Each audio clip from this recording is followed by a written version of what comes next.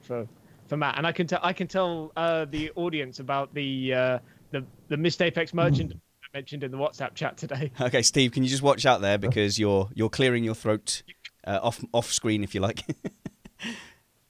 Go on then, missed Apex merchandise.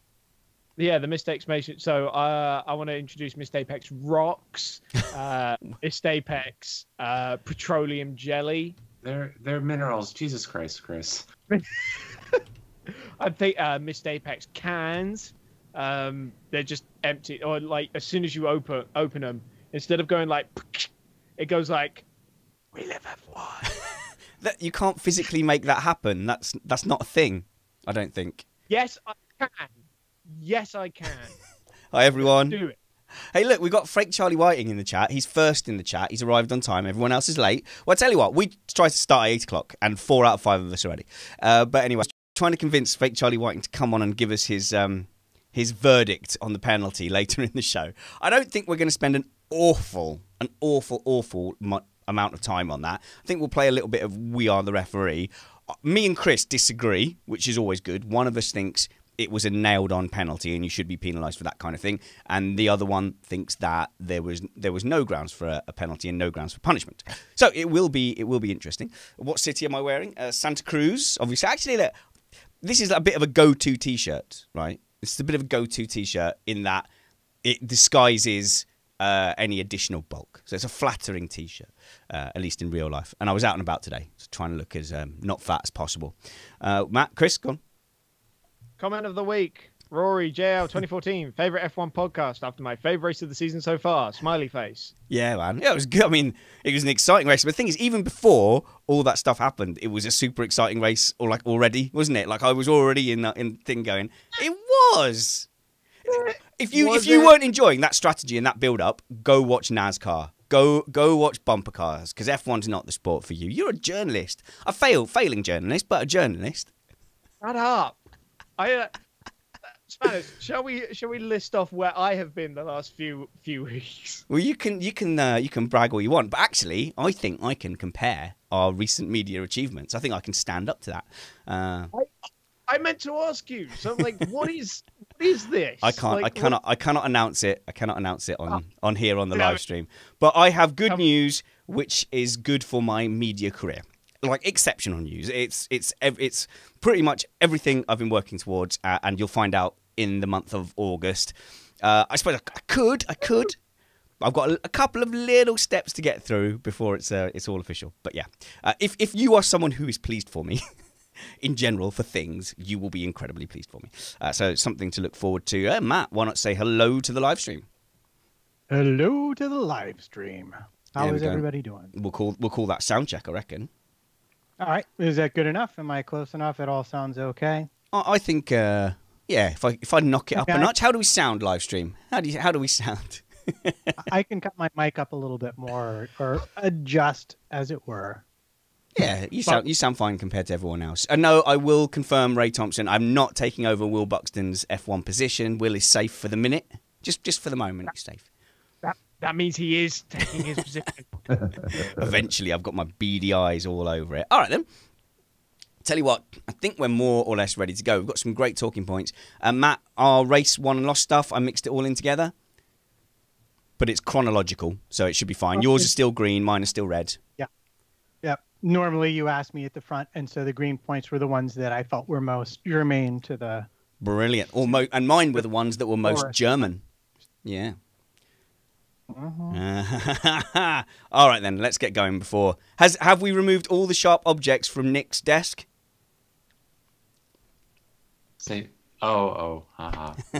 Oh no, Nick's got no sense of humor at all. Okay guys, let's just go super easy on Nick today, okay? Everybody mute please except Matt. And Matt, why don't you tell us an interesting story from your day instead of in the intro? An interesting. My day was not interesting at all. I've been parked basically in front of the computer, staring at Formula One stuff all day. Nothing exciting happened today. Other days, exciting things happened, and I can't believe you're not bringing up what it was I actually did last. I know. But can we do that mid-show rather than in the intro? Yeah, we can completely do that. Joined by, hang on, I will say joined by FIA accredited.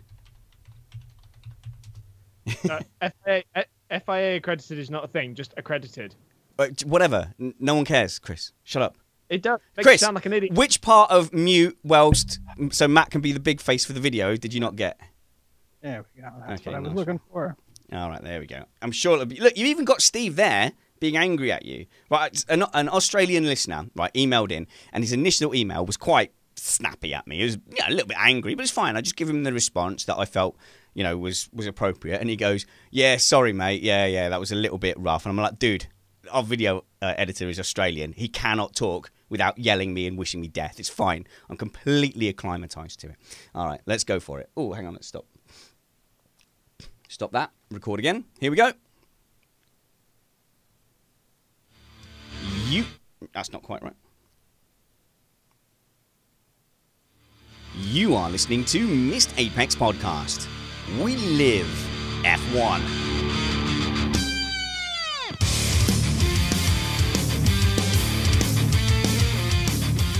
Welcome to Missed Apex Podcast. This episode is called Love Conquers All. I'm your host, Richard Spanners Ready, and I'm joined by accredited journalist, Matt Two Rumpets. How's it going, Matt? It's going pretty good. Busy day for me. Lots of things to write about. Exactly. And as we were monitoring and writing and tweeting about the race, it really wasn't finished until about an hour ago when all the results were confirmed.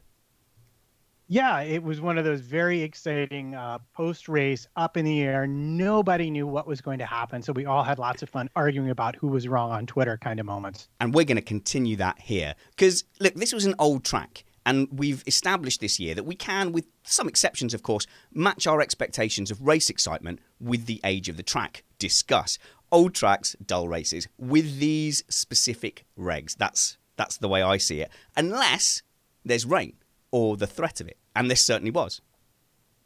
Or a safety car. Or all of the above.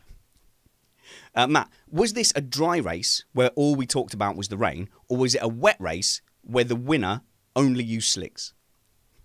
Oh, this was definitely a wet race where the rain gods and meisters came out to play on slick tires. If you looked at the lap times, it was ever so close to absolutely having to be on wet tires. But those who had the fortitude and courage, and might I add skill, prevailed in the end. Now, Matt, I want to talk to our listeners that are Vettel fans, including someone on the panel here. I just want to say to you guys, especially the ones that feel like we're a Ham-Fosi podcast, please know that I feel this with you. There is no schadenfreude here at all.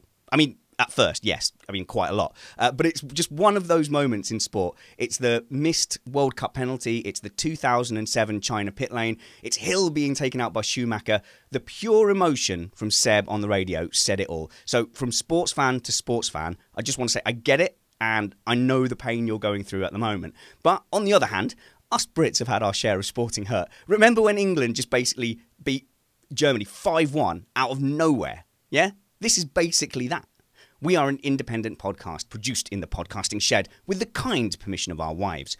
We aim to bring you a race review before your Monday morning commute. We might be wrong, but we're first. We make no comment on the power of prayer for race prowess. Praying may or may not bring race wins. Ask your doctor if praying is right for you. I'm also joined by Vettel fan Nick Numbers Alexander making his Missed Apex debut. Oh, not a good race for it for you as a Vettel fan. No, but I'm here anyway at your request and service. To be fair, I'll share that you said, look, if you want to find somebody else for today, I don't mind. Right.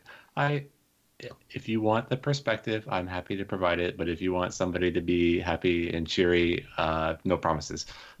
We're also joined by Motorsport, Rising Flame, Rising Bright Spark, Chris, Rainbow Sparkle Stevens. How's it going, Chris? It's going great. It's been a busy old time for me, which is why I haven't been on the show for a while. But I'm very happy to be back on at last. And we've got looking after the chat room video editor all the way from Australia, Steve Amy. G'day, mate. G'day, Spanners. G'day, all. How you doing? And hello to the live stream. If you want to find the live stream, go on YouTube, search for Missed Apex Podcast, click subscribe and the little bell, and you'll get a notification every time we go live.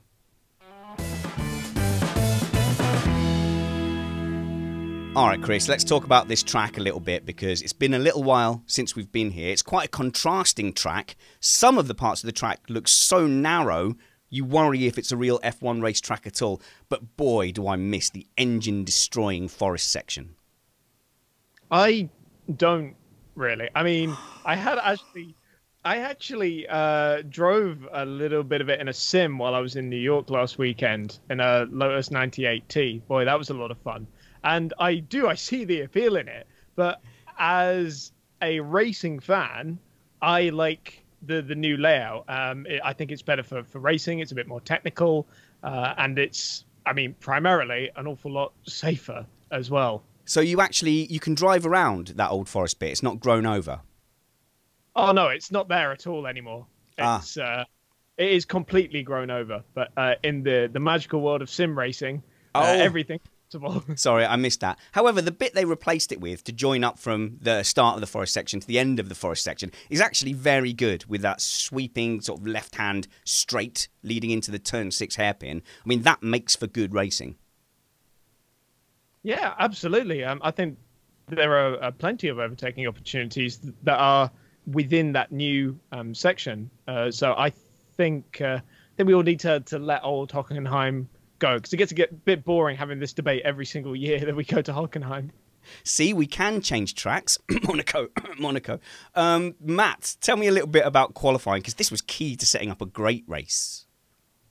Well, you already had Ricciardo only running in the first qualifying session because he was going to take an engine penalty for a brand new engine that, well, didn't finish the race anyway. So I don't know about that in terms of strategy, but whatever. But obviously, the big news would be Sirotkin finishing P13, which for Williams was a good thing because they had a new front wing. And most importantly, in the same session, you had Hamilton running onto the curbs and losing his power steering. He had a hydraulic leak that it will be endlessly argued about whether he caused it or whether the team caused it, although the team officially said that he did not cause it, that what looked like him causing it was the result of, rather than the, what shall we say, the egg rather than the chicken. I don't really know how you want to put it. And at that point, you're thinking this race is very much over in a lot of ways for him, and all the hopes of Mercedes and the entire board, which has come to this race, along with, I think, the Ferrari people were there. It was a lot of bigwigs in Hockenheim. Is good old Bottas, who has, as we know, had his fair share of bad luck. Yeah, he has. I mean, a lot of people, I think they've overstated when they say, yeah, Bottas could have been leading the World Driver Championship. I mean, that leans heavily on him not having the bad luck in Baku and everybody else also not having had the bad luck before that led to him being in that position. But certainly, yes, Bottas has had his fair share of bad luck. But interesting, isn't it, Nick, how the haters like you, as soon as Lewis Hamilton had that failure, jumped on him, seized on him, having made that mistake and caused his own error. But especially the Sky team. I don't know, where do you watch? What do you watch on from America? We watch ESPN, but they actually just pull in the Sky coverage. So I'm actually watching Sky. So you were nodding along. Yeah, Martin Brundle. Yeah.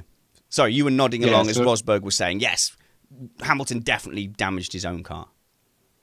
Yeah, I think it was mostly Brundle, and I think he was talking to Kravitz, who just kind of took Brundle at his word, and they just moved on from there. All right, come on. Okay, let's go on to the race then, guys.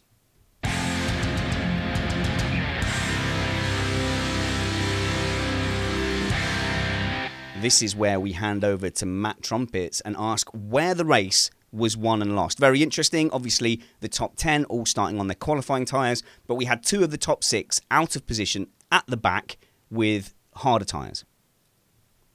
Yeah, Hamilton elected to start on the soft tires in 14th, where he had qualified after all the penalties were applied. And Ricciardo and Red Bull elected to go super long on the medium tire, which wound up being a terrible choice, except for the fact that he retired anyway, so it didn't matter in the end.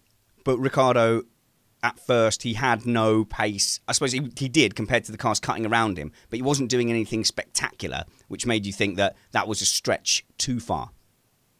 Well, it really came down to the weather in the end. Clearly, the strategy was for Red Bull to run long and go from the medium to the ultra soft, and for him to make up the rest of the time at the end when everybody else would be on older soft tires that were beginning to lose their performance, because he was starting all the way at the back instead of sort of mid-back a la Hamilton. But the fact of the matter is, when Raikkonen pitted on lap 15, he was already up to, I believe, 12th position.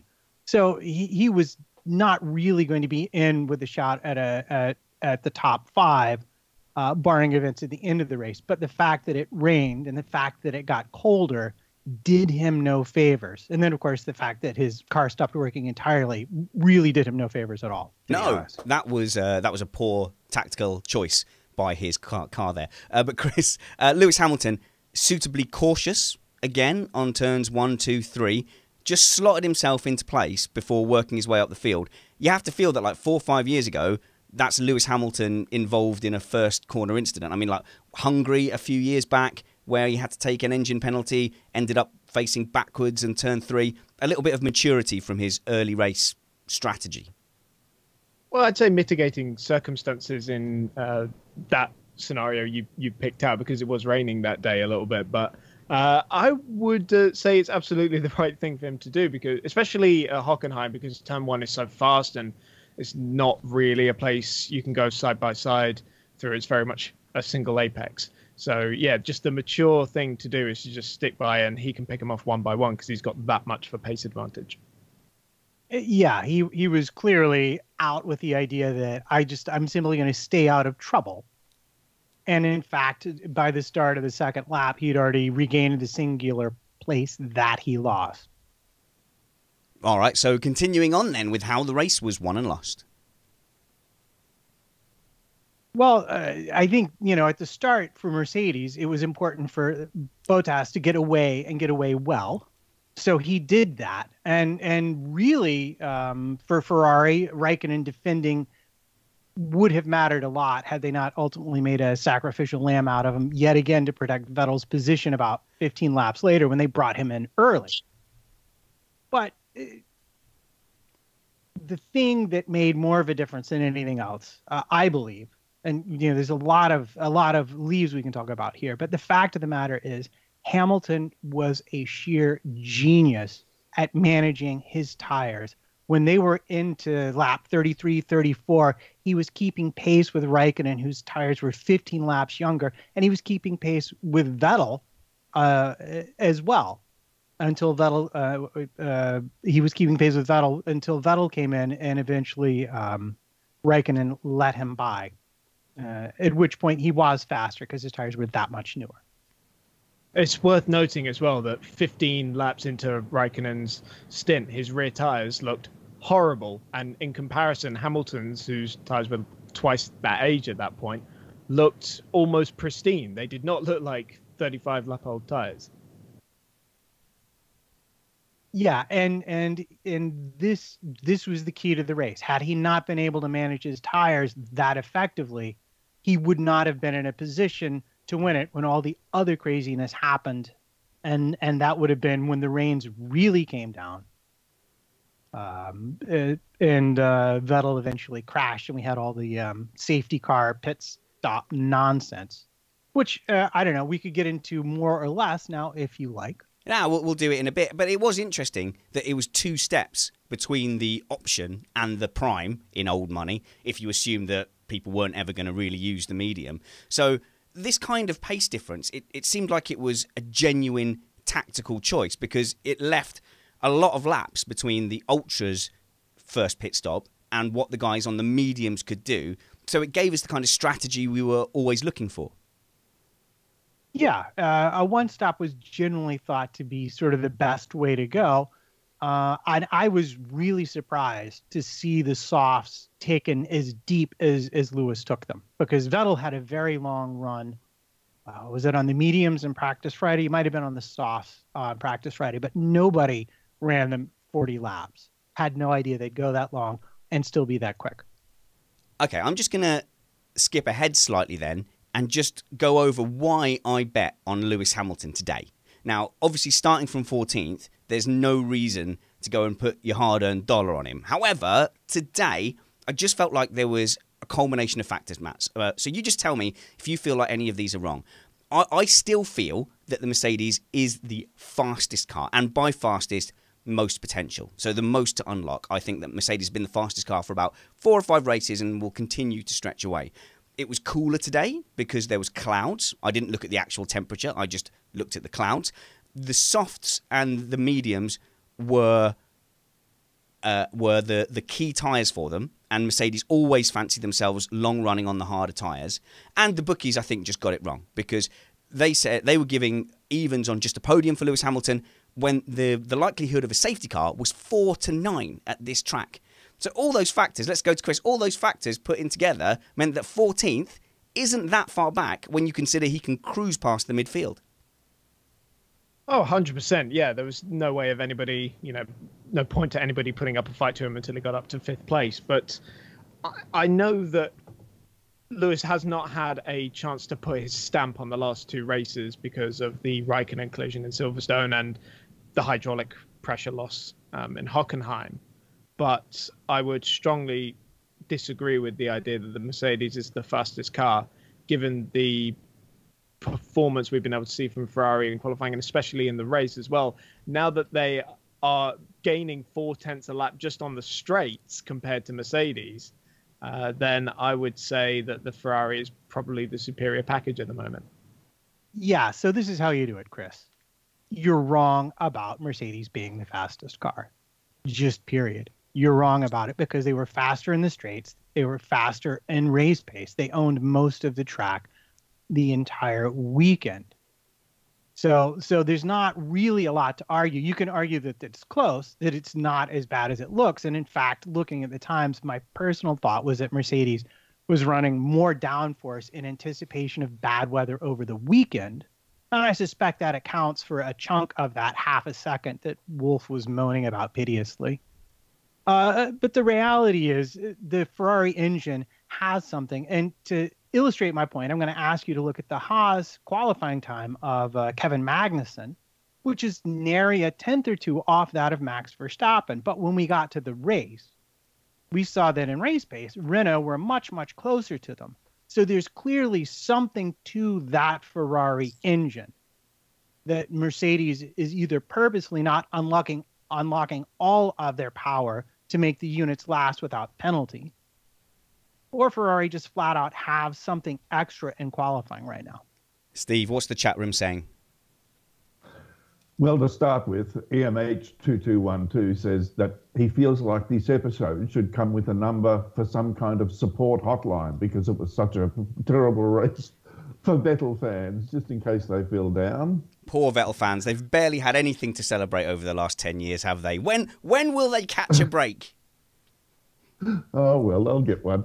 Rob Graham says, would like to know, when you were talking about the old circuit, Rob Graham wants to know, Spanners, were you even born the last time they went through the forest? I'm 37, so yes, maths.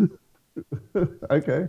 And fake Charlie Whiting wants to know, does this podcast have a bar service? Well, it does in the shed, Charlie. So open invitation to come and hang out with us, Mark. In fact, if fake Charlie Whiting's here, let's try and convince him to call in on Skype later when we talk about the penalties. I can answer your call, Charlie. You give us your official fake steward's decision, if you like. So all of this dithering around, Matt, at the front. Eventually, we had Kimi Raikkonen come in just to hold up Lewis Hamilton for a second or two. I think the anticipation there, I think we'd best go to Nick here. This is a common Ferrari tactic. Normally they leave Kimi Raikkonen out so that people who are pitting have to pit in behind him and then get held up for a moment before they drift past. On this occasion, very different. There was no other reason, was there, to pit him except to put him in front of Lewis Hamilton with the intent of maybe causing him some trouble. It was actually a rather perplexing pit stop. He came in so early that Brundle was just found scratching his head, and a lot of people were actually speculating that maybe he was going for a 2-stopper for some reason, which would make no sense given the likelihood of rain. but he didn't seem to really do a good job of holding up Hamilton at all because he immediately got on it. So it was possible that he was trying to play some sort of game to get Bottas to try to cover him off, but it just did not work at all. It was hard to watch. They rather shot themselves in the foot, Ferrari, with that, because what it ultimately did was put Raikkonen ahead of Vettel, which is, first of all, not what they wanted at all. They had to have this very, very awkward conversation with Kimi to be like, oh, would you mind just losing a bit of time? But also costing Vettel time and performance in his tyres, which is just putting unnecessary pressure on the guy. Oh, wasn't it funny though, Nick? I mean, that was like an awkward date. That was like the scene of, do you want to come upstairs? It was, oh, it's getting awfully late. It's a bit late to walk all the way home. That was like Jock Clear to Kimi Räikkönen. And Kimi's like, I want to hear you say it. Tell me what you want. Yeah, it's like I guess it's like asking for consent, and it's like I'm gonna need you to sign this contract, and I'm gonna need to say you to say that super clearly into this mic. But how did you feel as Kimi Räikkönen was coming under pressure from Sebastian Vettel at this stage in the game, round 11? Kimi Räikkönen is not in the Drivers' Championship. Were you just hoping for a wave by? Because I don't think Kimi Räikkönen wanted to. It seemed like he just wanted them to say it explicitly for some reason, or there was maybe even a hint of, I don't really care, I'm happy to get out of the way, but just tell me. Yeah, that was very much what it is. I mean, he knew why he'd been pitted early. He'd been pitted early to try and keep Lewis outside of Vettel's pit window if it came down to it. Does he know that? Does he know? Do you think Kimi knows? Yeah, he's been around the sport a pretty long time. He knows if he's being asked to pit on lap 15, that he's being either used as bait or used to defend Vettel's position. So that's he's it. really happy. On lap 15, it's, box, box, box, and he's just thinking, I'm not going to win this one, am I? Yeah, exactly. That's what he's thinking. He's like, well, there goes whatever chance I had. And he had good pace in the car. He could have won the race. In fact, fascinatingly enough, the reason he wasn't in a better position ultimately came down to Kevin Magnussen on lap 51.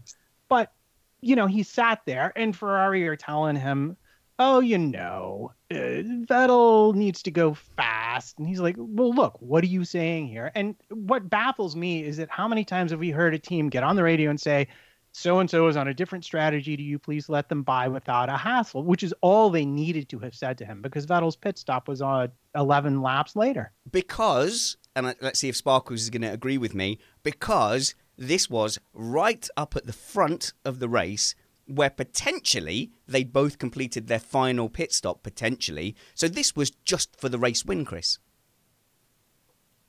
Well, what I don't quite understand is why they pitted Kimi a lap later than when Valtteri pitted, because I think you were always going to lose time with that. And actually, they ended up just handing the lead to Lewis with that one. You're going to have to unpack that one for me, Matt. So what? Just for clarity, what I'm talking about is under the safety car. Oh, right. No, we're talking about in the first pit stops. Oh, but I think they cost Kimi a potential win there. Ferrari still could have won that race. Okay, right. Well, you've thrown me off. Are we talking about that at the end of the race? We'll get to the end of the race, I'm sure, when discussing where the race was won and lost. Just going on to this team orders a little bit more. Do you not think it was some delicious irony, Nick, that he was on the radio speaking to his engineer saying, come on, this is silly? Echoes of, was it Malaysia 2013? I have no idea what you're talking about. Yes, I am harassing you as the token Vettel fan, I suppose. All right, then, let's move on a little bit then, Matt. So, Matt, that does kind of bring us into the safety car region, doesn't it? The safety car being caused then by the changing conditions. Now, this was fascinating because as the rain started to come, people were sitting there wondering, should we come in? Should we come in? And I was screaming at the telly, leave Lewis Hamilton out. Leave Lewis Hamilton out. Because I felt that if they pitted him, the best he was going to do is fourth if it stayed dry. So that was the normal condition of that race. If Lewis Hamilton pits off his mediums onto some ultra softs, he's going to end up in 4th place. As it happened, he pitted and the rain came a lap later. Yeah, they radioed him in and he's like, how many more laps can you give us? Because the rain is almost here. And he's like, 1. So they brought him in.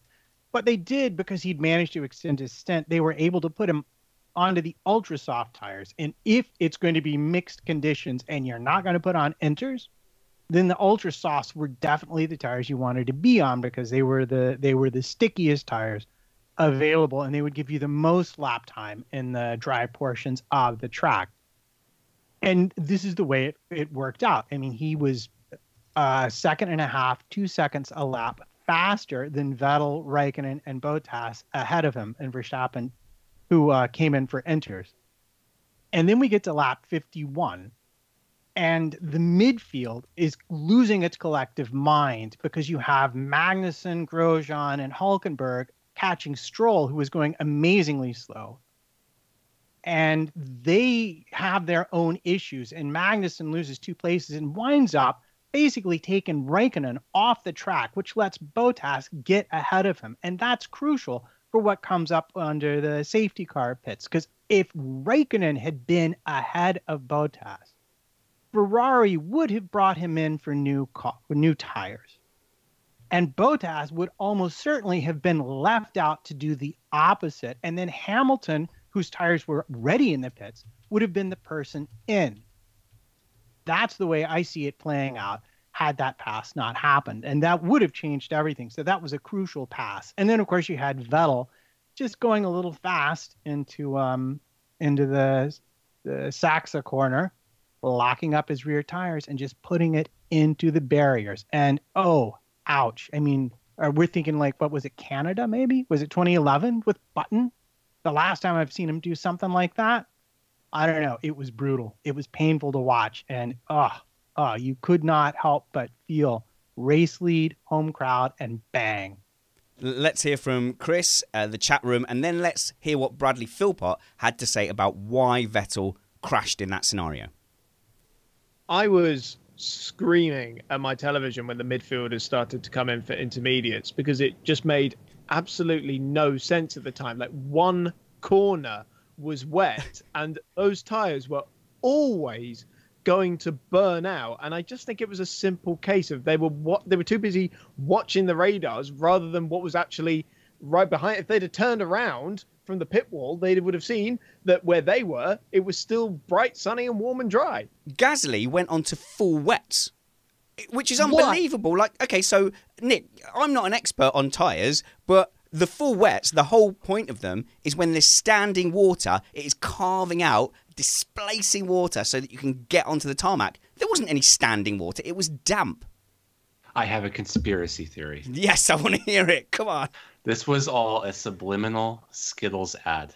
At the time that he went out on full wets, there was every single tire compound available on the track at that time. We tasted the rainbow. But I think it was mostly a case of, if this works out, we'll look brilliant. Oh, the old button tactics. As much as I love that theory, Nick, but even if the rain had suddenly come thundering down, they still would have burnt up those wet tires in the space of a lap and a half. And I don't think I've seen a more idiotic strategy choice in my life. And I'm sorry if that sounds harsh on Toro Rosso, but that was a dumb decision they made. It was a bad enough decision choosing to go to intermediates. The full wets, they should maybe give whoever made that decision some time off. Maybe they were going for the hard tires and they got confused because they're both stupidly blue, which has been driving me crazy all year. Oh, imagine losing a race just because of the different shades of blue. Steve, how's the chat room getting on? It's busy today. It's very busy today. David Montaigne says that the reason why Gasly went out with the full wets on, which I burst out laughing when I saw it, he said that Toro Rosso mislabeled all their warming blankets and they thought they were putting on ultra softs onto his car. Yeah. Who knows? That can't be true. Hassel has... Sorry? Go on, carry on. Hannah Hassel's said that Ferrari's strategy department consists of Jeremy Clarkson, Maki, and Boise from Only Fools and Horses, and of course they were going to make a bad mistake. And then Ray Thompson obviously says he's not so sure about that because the Ferrari strategy getting raked over the coals this time is a bit strange when they've been killing Mercedes in strategy all season long. Give them a break. Fair enough. Thank you very much, chat room, and thank you very much to you, Steve. Thanks for making us look very pretty on the video. I know we give you a lot of headaches, but how long does it take to put together the post-produced episodes that people find after the fact by going to Missed Apex Podcast on YouTube? Well, it kind of depends. It depends on Sparkle's wall, usually. If it's a good day and it's behaving itself, then it takes about 2 to 3 hours to edit together and then another hour and a bit to load it up to YouTube. If it's a bad day, it can take 6 or 8 hours, and then I feel like killing Sparkles. I mean, do it. Don't hold back. But Steve, thank you very much. It is a quality product, so I recommend that even occasionally you just tune in and watch us on the video if you're listening to this on audio. So yeah, so like everybody said, a rare racing error from Sebastian Vettel. We've seen him make errors wheel to wheel. We've seen him make rash decisions such as Baku. But just to see him drive off by himself, it's quite a rare thing. Now, he's not terrible in the rain, but he's certainly not one of these guys where the rain starts to fall and you think, aha, this is Vettel territory. You don't. You think of Max Verstappen, Sergio Perez, Kamui Kobayashi, I suppose Lewis Hamilton as well. But let's hear what Bradley Philpott had to say about what happened to Vettel's car. So what we saw today with Sebastian Vettel hitting the barrier was caused by a rear lockup as he braked on the approach to the Sachs curve. So as he's running up to the corner, he brakes a little bit too late for the conditions, and he realizes that very early on. He makes lots of micro corrections. You see him moving the steering wheel quite quickly around the center. He's trying to correct the rear. He's trying to stop the rear from sliding, but it all becomes a little bit too much as he gets closer to the corner and he has to apply the brakes harder. The rear really snaps, and he turns right to correct that slide, and that then sends him straight towards the wall. Now, you could ask, is that an overcorrection? And the answer is no. He's using the correct amount of opposite lock for the situation. It just so happens that he's up against the side of the track. He's just run out of room. It is a choice of either spinning or potentially hitting the barriers, but it's not a choice he would have consciously made. Everything that happened from the moment he touched the brakes would have been completely subconscious. There's no way you'd have time to think about the situation and then think about how much opposite lock to apply. It's totally subconscious to a professional driver, and it just so happens that he was close enough to the edge of the track that there was nowhere for him to go. So there's no good driver who would ever have just allowed the car to spin. He wouldn't have been able to stop his body from applying that opposite lock. The problem is, once he's off the track, there's no grip whatsoever, and it was just a one-way ticket to the barrier. Yeah, it's very interesting that, because obviously the car has started to go, so instinctively he's trying to wrestle it back. Like, he couldn't possibly have known that the downside of saving it, if you like, was going into the barrier.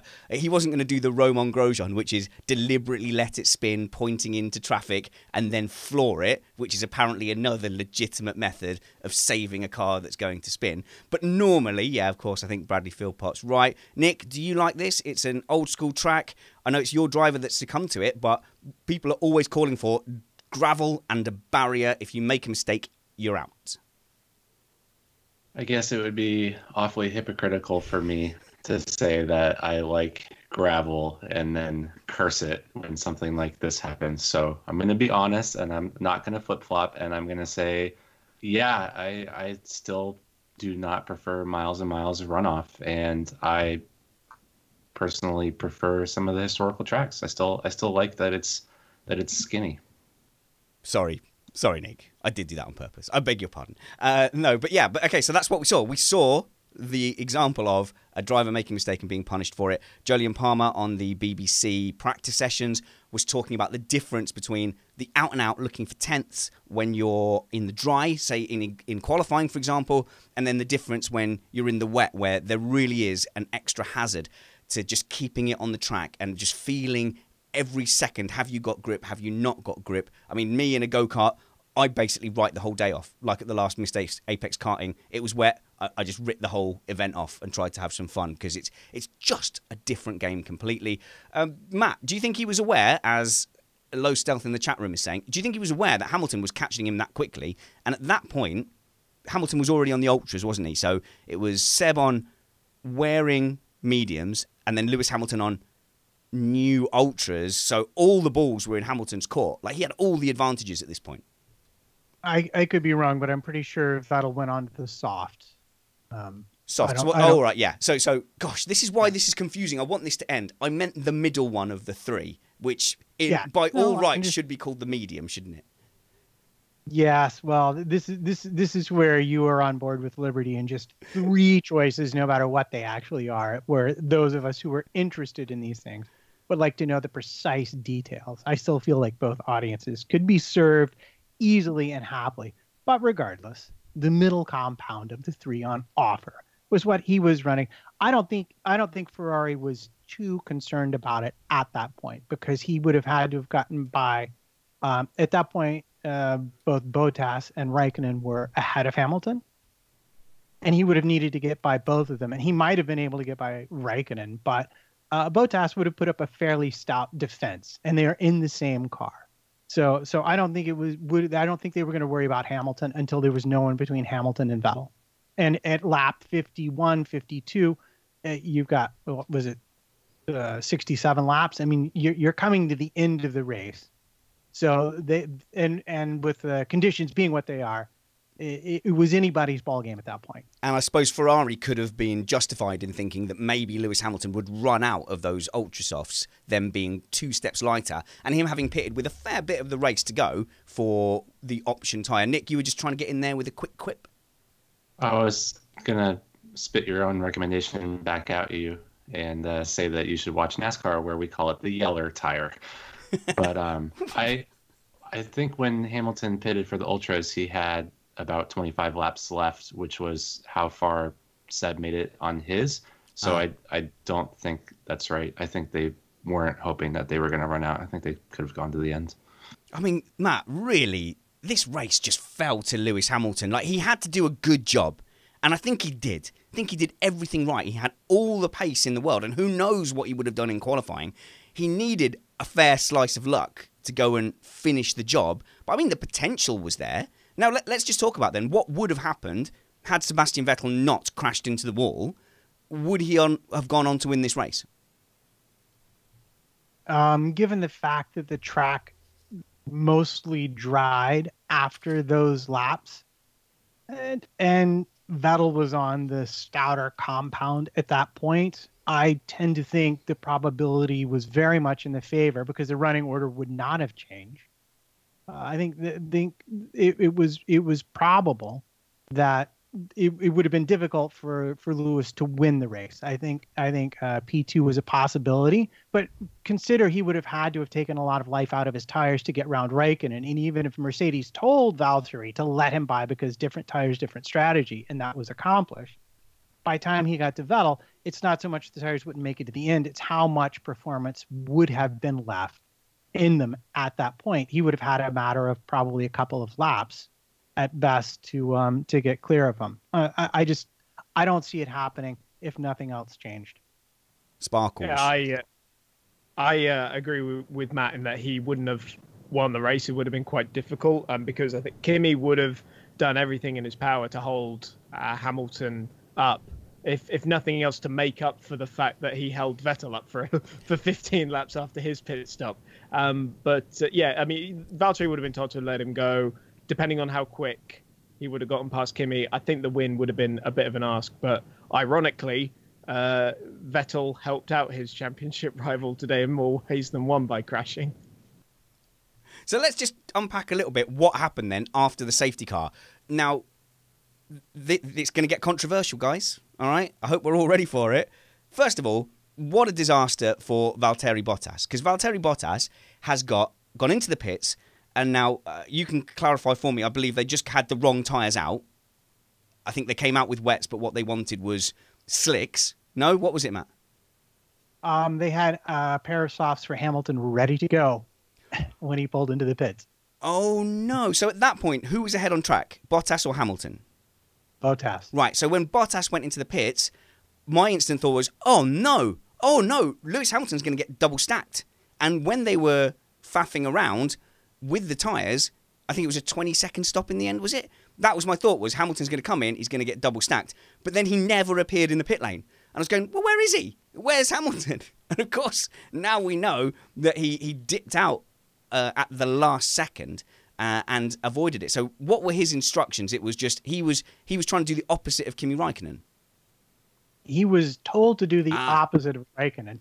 But the radio call, when you listen to it on the TV, you get a sense of like how insane that moment must have been for everybody, because basically they told him to come in, and then they told him to stay out, and then they told him to come in again, to the point where when he came in, he was already past the safety car line and cut over, and then cut back across the grass to go back out. And as he's on the grass, they call him back in again, and at that point he was like, I'm done with you. Kimi's staying out, I'm staying out, which actually turned out to be a great choice, because Ferrari bringing in Raikkonen a lap later left Lewis ahead of everybody. So Ferrari didn't bring Kimi in at first, but then decided to bring him in. Yeah, they did. And again, the reason for that was, well, I don't know. Stevens looks like he has a reason. So let's see what he has to say. Well, as I was going to say, this is what I was alluding to earlier with Raikkonen, which is that, he had track position. And although, he would have been on older soft tyres while everyone was on ultra soft, it seemed like it may have been worth just give Lewis Hamilton the clear track. And it must be said, that decision, that very, very late call to not come into the pits was the race-winning moment. All right, but Nick, was it? I was just going to say China was so recently that I don't buy that stay out on old tires for track position argument for a minute. I mean, he had pitted on lap 15. Those tires were very old. He would not have put up much of a defense at all, I don't think. Yeah, I mean, we've seen it a few times. I think in Bahrain as well, Mercedes decided to opt for track position and were mocked for it because, it was a track where you could breeze by trumpets. Well, interesting thought. Had they brought Raikkonen in, he would have certainly jumped Bottas and might have emerged because of the, I don't know how fast Hamilton was going at that point because of the safety car, but he would have either been right up on Hamilton with brand new ultra soft tires, which was a huge, you saw what Bottas did with those tires on the restart. That could have been Raikkonen had he come in and taken tires that lap. So if you're going to look at things with hindsight, there's another potentially missed opportunity for Ferrari right there. Yeah, see, that's the thing. So why didn't they bring Raikkonen in straight away? Why did they leave him out an extra lap as if they're going to be like, oh, we're just going to go for the track position and then bring him in a lap later? He was always going to lose out in that scenario. It makes no sense. They were probably just in shock. Well, and keep in that's mind... true. That's a big factor. That's true. Is. They're all sitting there going, well, our only real drivers just crashed out. Oh, Kimi's still on track, guys. They probably started packing up there. I'm going to get hate mail for this, but, I mean, if Kimi would have finished P2 ahead of Bottas, would it really have mattered? Nope. Fair for enough. The constructors, for the constructors, I think they would have been tied on points instead of Mercedes ahead. But from Ferrari's perspective, does that even matter? I mean, let's just be honest. Win is a win is a win, and the money goes with the constructors. But they get money anyway, Matt. But to me, I think the issue is a lot of these drivers they're given these scenarios ahead of time and given specific instructions. If Ferrari's ahead, do the opposite of them. If Mercedes is ahead, do the opposite of them. And I'm certain that's why Kimi stayed out for that lap. The question is why no one at Ferrari was able to say, no, we should actually follow him in because we're going to need to give him new tires because of the rain. He'll be too disadvantaged on the old soft tires. Well, I think if we look at Ferrari's strategy in general today, it was incredibly Vettel-centric. It wasn't two cars bringing it home. They thought they had a 2-1 advantage. They used their spare man and went zonal on the defense.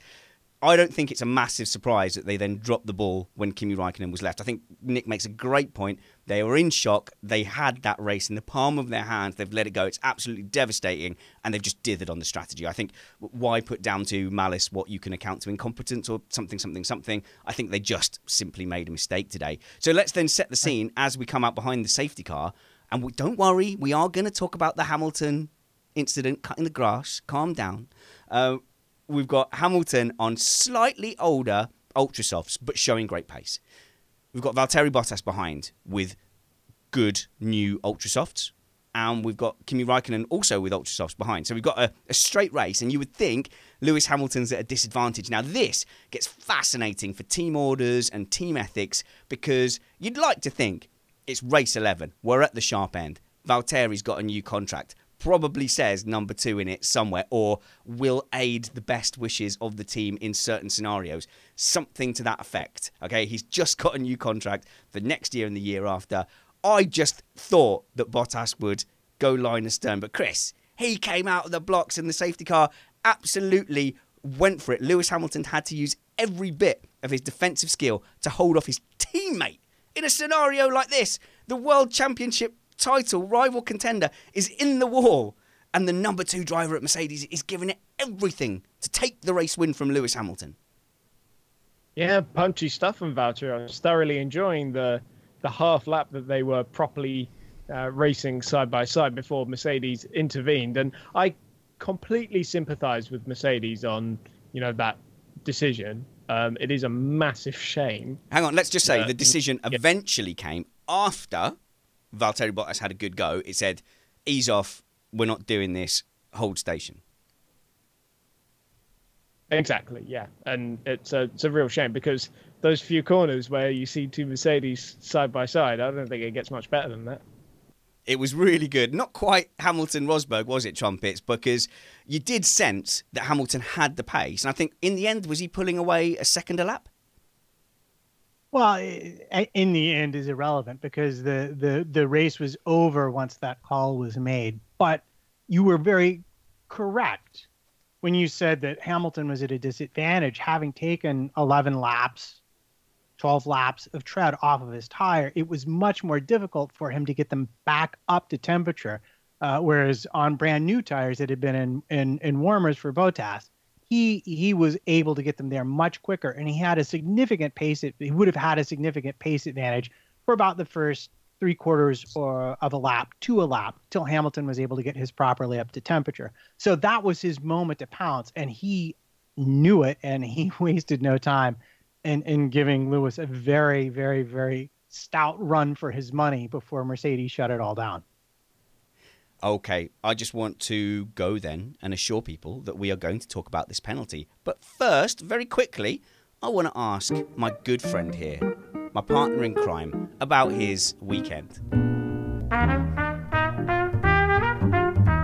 Now, at the beginning of the show, Matt, we alluded to your FIA accreditation, or just accreditation. As Chris liked to point out to me, there's no such thing as FIA accreditation.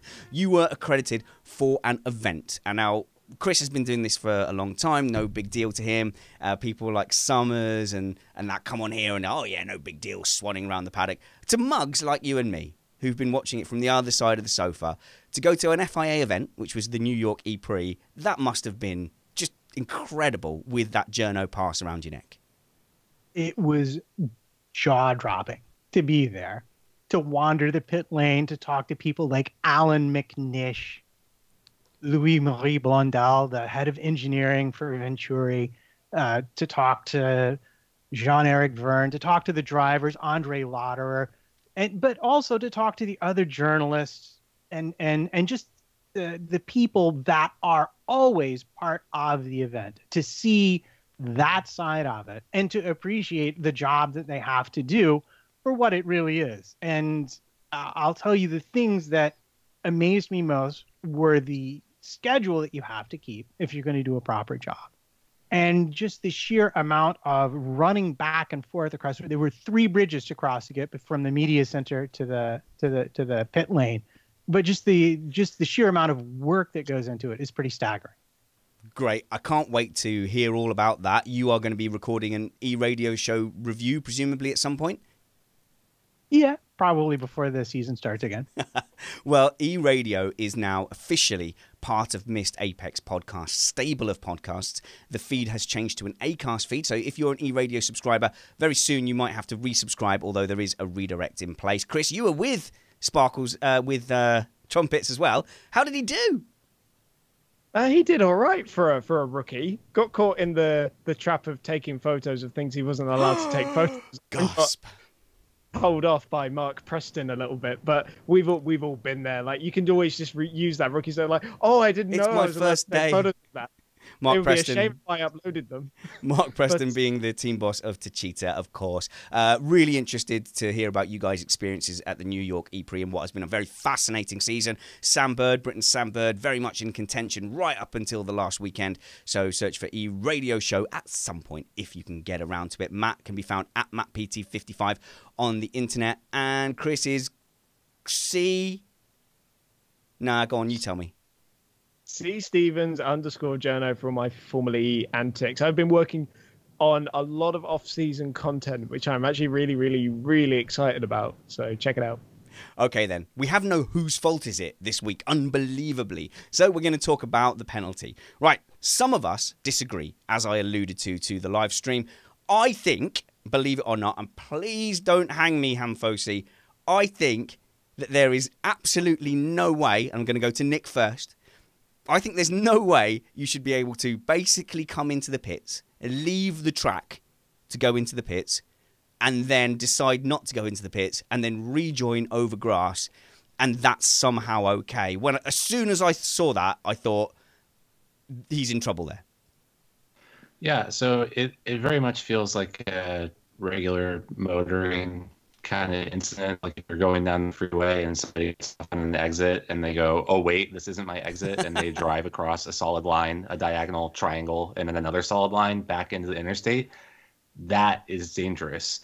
And I think any sort of irregular, dangerous driving can be penalized. That there's like a very specific catch-all rule for that.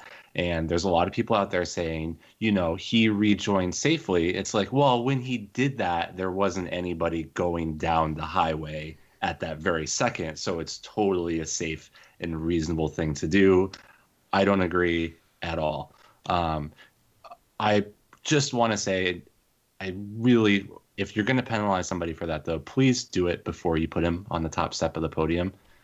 Tell me what the result of the game is before I get in my car and go home from said game. I agree with you, Nick, on there, in that it was very, very annoying that 2 hours after a Grand Prix is finished, we don't know if the winner was actually the winner. And I would very much like to have seen an investigation made immediately, not 45 minutes after the race. But so can we just clear the record and somebody tell me what the final verdict was? it was a reprimand. Okay. See, I don't even know that. Well, That's how confusing it is. That just, I think, adds to my point a little bit, that it's very hard to follow. there you go. But before I kind of give my opinion on it, I would like to kind of point out, I've seen a lot of references to Kimi Räikkönen in Baku, Felipe Massa in Brazil, and they are not comparable situations, because at a lot of races you get race notes, race director's notes, which are specific to those Grand Prix, which did not apply to this one. So those kind of races where this has happened before, they're not comparable. Oh, man, do I want fake Charlie Whiting to call in, Mark. If you're here and you want to call in on Skype, we will answer your call, because Kimi Räikkönen was penalised for Annex L, Chapter 4, something 4. It was L44. Exactly the same rule that Lewis Hamilton has been pinged for breaking today. I think I've got Chris, then Trumpets. Well, see, at that race... Wait. because- I'm going to have to interrupt you, Chris. Someone much better is here. Definitely in his wheelhouse. Hi, Mark. We've got fake Charlie Whiting on the line. What is your fake verdict? What is your fake verdict? Have we got him? I can only hear him. I think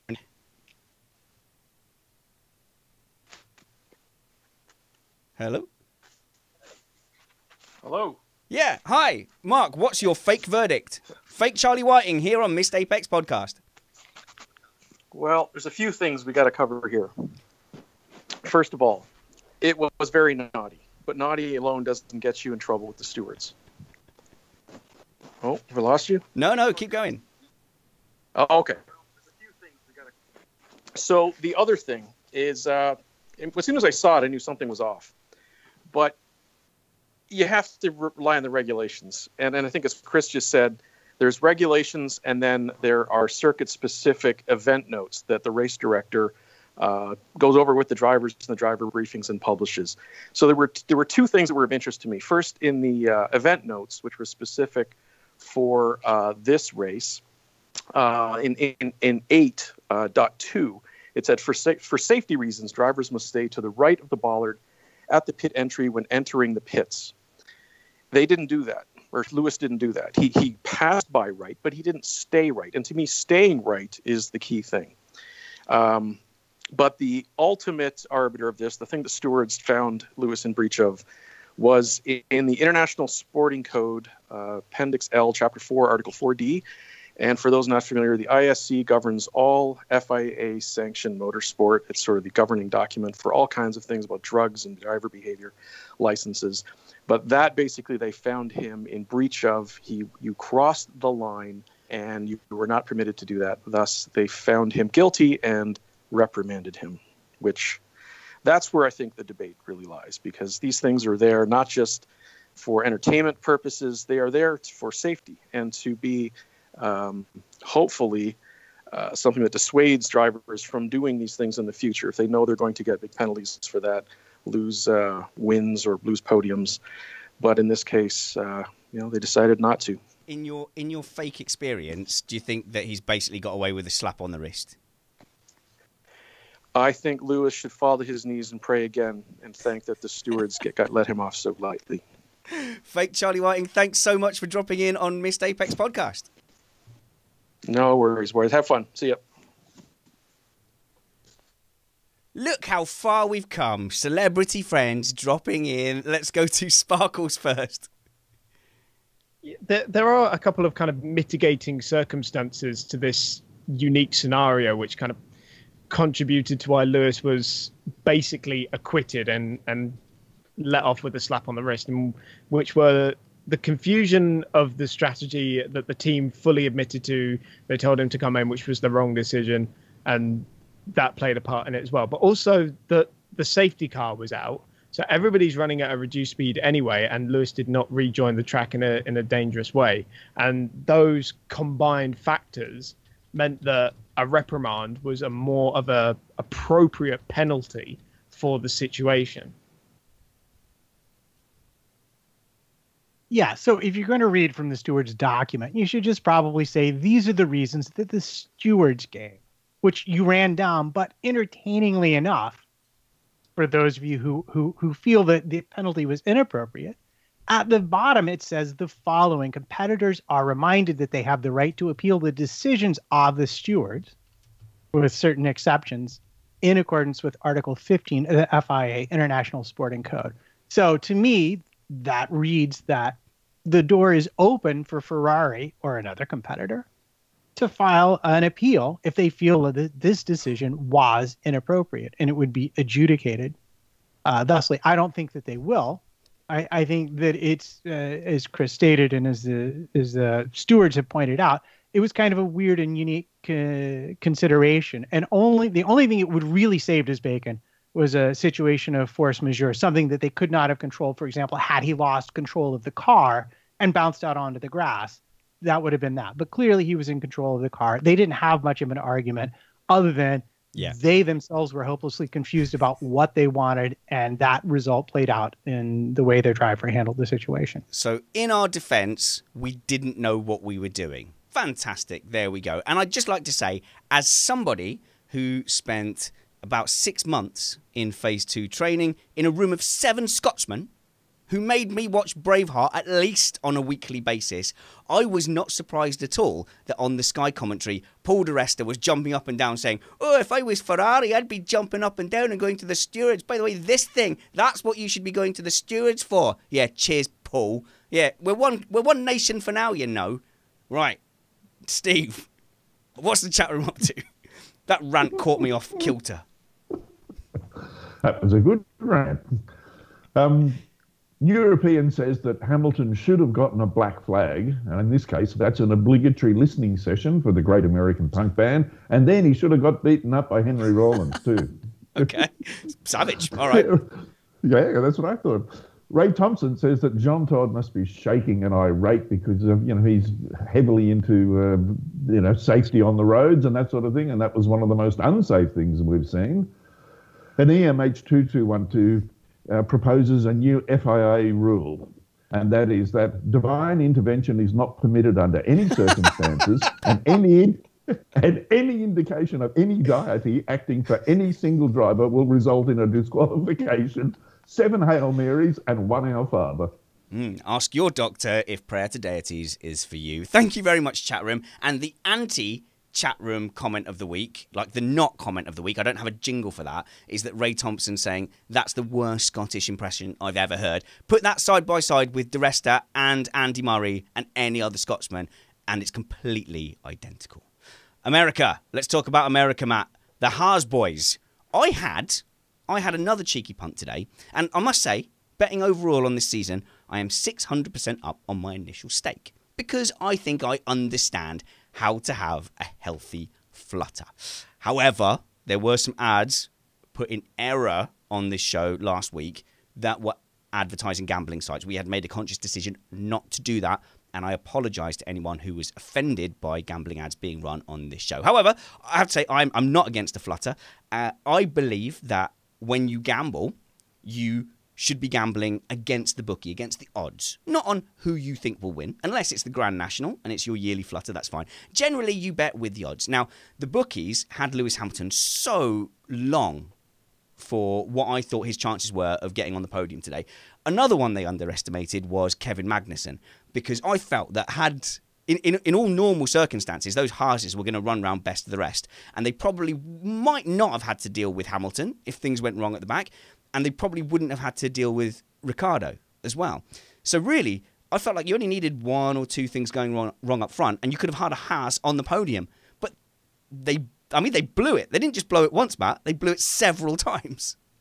Yeah, well, they made that classic rookie strategy error of racing their competitors, when they were the faster car. So they saw Hülkenberg coming in for the inters, and they pitted to follow. And that did not work out very well for them in the long run, because the faster times were still being run on the dry tires. And Mercedes even announced it on Claire. They told flat out, you're still faster in the 2 dry sectors than you're losing time in the wet. That's why we're keeping you on these tires. I mean, the information was there for anyone who was paying attention. It never got to the crossover point. And I believe they lost most of their time double stacking in the pits. So Magnussen had an off that led by Hülkenberg and Grosjean, and then they double stacked him in the pits. That put Magnussen way behind. However, Grosjean, who has been pilloried quite a bit for his driving adventures, still managed to finish 6th overall. So it was a pretty big comeback once the safety car was lifted for them, because that was not where he started. Well, it's a testament to how much of a feature Haas are becoming now, week in, week out. And there is a distinct B group, isn't there? And we kind of thought it was going to be Force India versus Renault. For a little while, Alpha looked like, yeah, that's right, I'm calling them Alpha, looked like they were going to threaten. But I think Haas has now said, no, we are going to be there. So now, this is the time to shine. For journeyman drivers like Magnussen and Grosjean, this is absolutely the time to shine. And overall, Magnussen's doing the better job. Yeah, he is. And he was the one who argued extensively to bring on the tire engineer, the Bridgestone tire engineer, to help them understand the tires better. And he's attributing a lot of their performance to that. And so I guess I argued the Ferrari engine was behind it. But you could equally say that their ability to get the tires properly in the window for qualifying could also be where we're seeing Ferrari just far ahead of Renault and Force India. And I guess, could we throw McLaren in there? Nah, not really. No. And I really do hope Magnussen's going to do well. I know, speaking to Joe Sayward last week, he thought he was going to do well. There's a Ferrari horse in the back of that Haas. Does that give you hope other American Nick Alexander? It does, but I was just going to point out that there was obviously some good news for German fans in Nico Hulkenberg's finishing position. Of course, yes. And while it does seem, when you've been watching, at least especially the last couple of races where the Haas's qualify, it does seem like they're kind of the best of the rest. But Hulkenberg has actually almost as many points as Grosjean and Magnussen combined, and is very dominantly in that P7. He would be running away with the Formula B championship right now if it were. And you just really don't get a lot of coverage of that. I mean, the end of the race, we're showing Hamilton circle around, counting down the laps until he hits the checker flag. Meanwhile, Grosjean's going from P9 to P6 or something like that, and they don't even show it. Okay, Nick, new job for you to manage. Okay, so let's really monitor this B formula. So how do you think we should do it? I'm not saying you should be the one to count it up, but man, your number's Alexander, so maybe you should. Should we do it that we award points as if the top 6 didn't exist, so that the best of the rest gets 25 points? Or should we do it by counting up the actual points they have in the championship? What's the fairest way to assess this B race? I mean, I think the latter is the easiest. If you just look at the standings and you just draw a horizontal line after P6, then I think it tells a pretty fair story. But it's interesting, though, because obviously there's a lot of competition after the places 10, 11, 12, 13, 14. So I thought it might be interesting to incorporate that. And I'll bet there's a site out there that is doing it. Yeah, but it's not really fair, because if you didn't start the points until those guys, then you'd have points paying positions that they wouldn't actually be fighting for on track. So, but it does kind of, they say, at least in interviews, that they are fighting for P12, P13, but they're not, I don't know if that's really true. Plus, if Alonso's there, he's faked a retirement, so that distorts it again. Yeah. Sparkles? Oh, 100%. No, I mean, if you're not inside the top 10, I could name you countless drivers who just give in at that point. I think looking at just the standings themselves is pretty good, and I'd say that I still think Renault are going to be the ones that take that 4th place in the constructors, but that's me. Just very quickly, I'd like to just say that I would hope to maybe see Nico Hulkenberg in a Haas instead of Grosjean in the future, and that could be something that we keep an eye on, where Grosjean goes and who takes his seat, because I think it is desirable now. We can move on now. Absolutely, because me and Matt have been periodically Grosjean fans, or at least well-wishers, because he was a young star coming through, but he's made that harder and harder. I will quickly mention that fellow Missed Apex contributor Anil Parmar had a bet with me. I think it's a cookie and a beer that we got to in the end in negotiations about who would finish higher, Renault or Force India. So I had Force India. Can you imagine the look on my face as the two Force Indias shuffle each other off to the right of the track, and Hulkenberg not only takes those places, but comes on the radio and just goes, yeah, thanks for that. Yeah, just to rub salt in the wound. No, thanks a bunch. Tell you what, why don't we... See you later. Yeah, exactly. Yeah, you know, F you in particular, Spanners. I'm going to have to bleep that. Matt? Right. So we were talking about unexpected results. And did you know, I'm going to go do my very best Sean Kelly impression right now. Did you know that Brendan Hartley today doubled his haul of championship points by finishing 10th? Wow. Okay, great. Excellent. That's a great statistic. Well, yeah. Ericsson nearly did. He went from 2 points to 5. Sparkles, have you got a great statistic as well? Well, the Hartley thing came about because of Sainz's penalty. Oh. For overtaking under the safety car. Not to take anything away from Brendan, because I think he's great, but we hadn't mentioned the Sainz penalty. So I thought I'd just chuck that in there. Fair enough. Shall we hear from the chat room one more time before we go to the podium, Steve? Sure. They've been having a bit of a discussion about the trophies that were given out on the podium. Well, this is the perfect time to talk about it. We're about to go to the podium. What did they say? They were horrible. Okay. Well, they do. EMH2212 says the German trophies ought to be in the rubbish skip tonight, were it not for the Germans' rigid no-trash recycling policy. Kadanath Aya says the German trophies look so awful that I'm sure that's why Vettel crashed deliberately so as not to spoil his trophy cabinet. Go on, Trumpets. Are we going to do the race in 60 before the podium or not? I didn't know you had one. You have a race in 60 seconds. That's fantastic. 100%. Let's do it. What did you think I was sat there doing before the show started, writing all that stuff on the notepad? What do you think that was? I thought you were just deliberately being slow with the sound check to make my life difficult on purpose because you hate me. And this podcast and all the previous programs we've done have been a 6 years plot to make me slowly lose my mind. Ah, I see. Well, now you've given me an idea for the next show. But right, let's hear about the race in 60 seconds.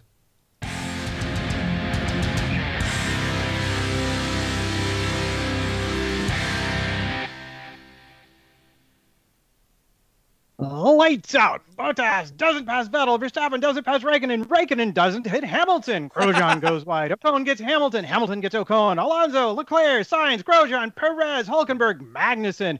Ricciardo gets Gasly, Van Dorn, Hartley, Stroll, Sirotkin, Ericsson, Ocon. Raikkonen pits. Magnussen pits. Perez pits. It's slow. Vettel pits. Bottas doesn't pit. Bottas does pit. Verstappen pits. Raikkonen lets Vettel by. Finally, Hamilton pits.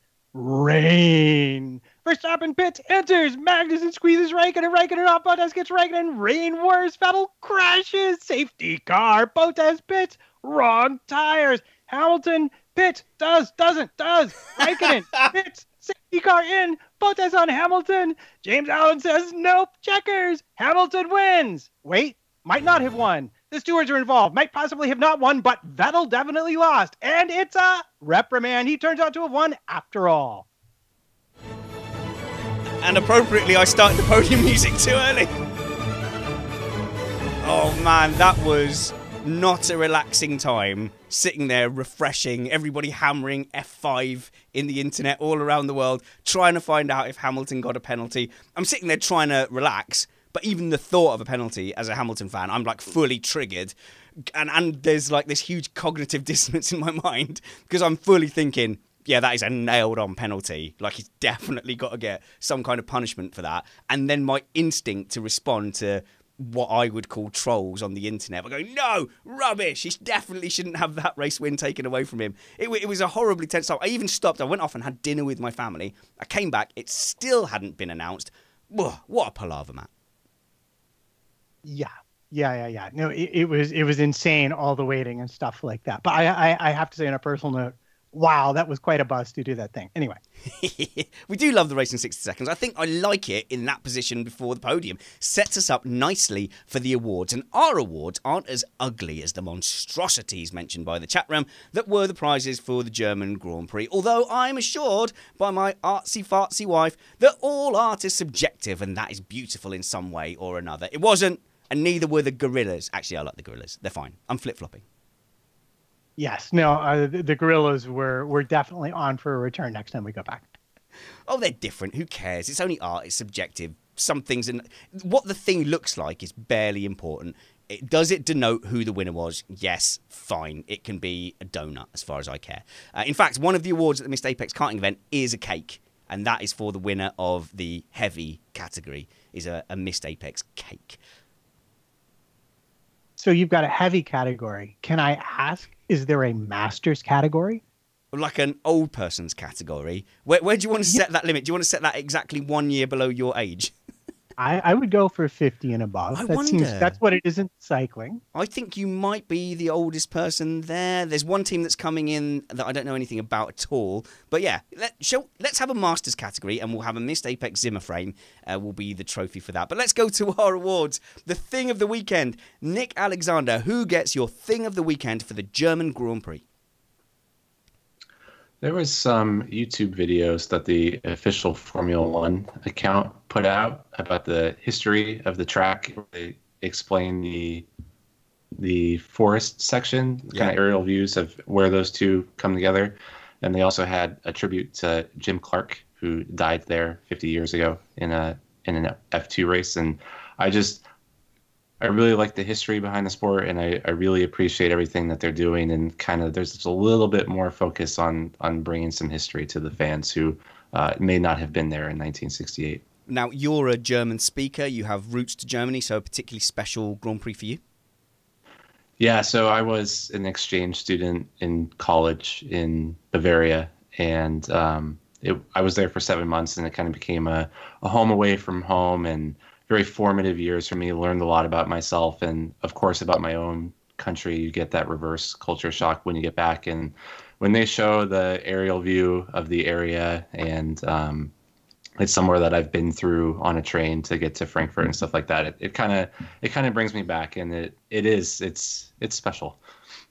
Entschuldigung bitte, wo ist das Nebenkrankenhausen? That is German words that I learned from school. Chris Stevens, you're going to say a thing and then tell us who was your thing of the weekend. I'm so glad you said Missed Apex Zimmer frame, because that's a whole new branch of merchandising we can have for older people who listen to the show, like walking sticks, Werther's Originals, soft mints. Yeah, it's perfect for the Joe Saywood episodes and his fans. Only kidding, guys. I love you all, but you are a slightly older demographic in general. Come on. So we're all friends now. My thing of the weekend is going to be Roman Grosjean, though, because despite Haas's blunders with the intermediate tyres, he still brought it home in a really great position with a very, very strong final 10 laps. Well deserved. Who haven't we had yet? Matt, who was your thing of the weekend? Wow, this is a really challenging one, but I'm going to have to go with the weather. Yes, thank you, Oh boy, weather. did it make that race exciting.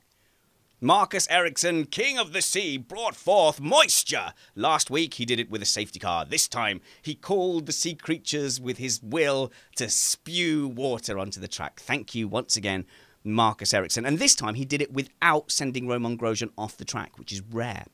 I'm going to give my Thing of the Weekend award to Valtteri Bottas. Congratulations on his new contract. He's clearly done enough, politically and on the track, to secure a race seat with one of the top two teams in Formula One. So you can't say he's done a terrible job. I think Mercedes would have dropped him if they felt his performance wasn't good. And then today, he's managed to put in a performance that is representative of his level and status within the team. He was unlucky in places with that pit stop, and he gave it a darn good go against one of the best wheel-to-wheel racers of a generation. So for me, Valtteri Bottas gets that. Now, Steve, give us a Thing of the Weekend from you and from the chat room. Well, from me, I think I was going to go with the weather too, but Matt's got me there. So I'd have to give my Thing of the Week to Kimi. And that's for the radio, for making the pit wall absolutely spell out what they wanted him to do when they wanted him to pull over and let Vettel go by. At least then the whole world knows what's going on. So I'll give him that. The Thing of the Week from the chat room seems to be about, I think it's about Kimi. And the Thing of the Week is should be given to the Ferrari team, because there is no Kimi strategy plan. He's just on Seb's strategy plan. Yeah, and yet he sticks at it. I would love just an off-the-record pint with Kimi Räikkönen where he either says, I'm trying earnestly, I'm fighting politically for my place in the team, or he just turns around and says, have you any idea how much fun it is to be an F1 driver earning millions of pounds with absolutely no pressure on results? It's aces. And then, Yes, but apparently you can't just have an off-the-cuff pint with Kimi. It's got to be an off-the-cuff barrel. Yeah, I'm up for that. I've done that before.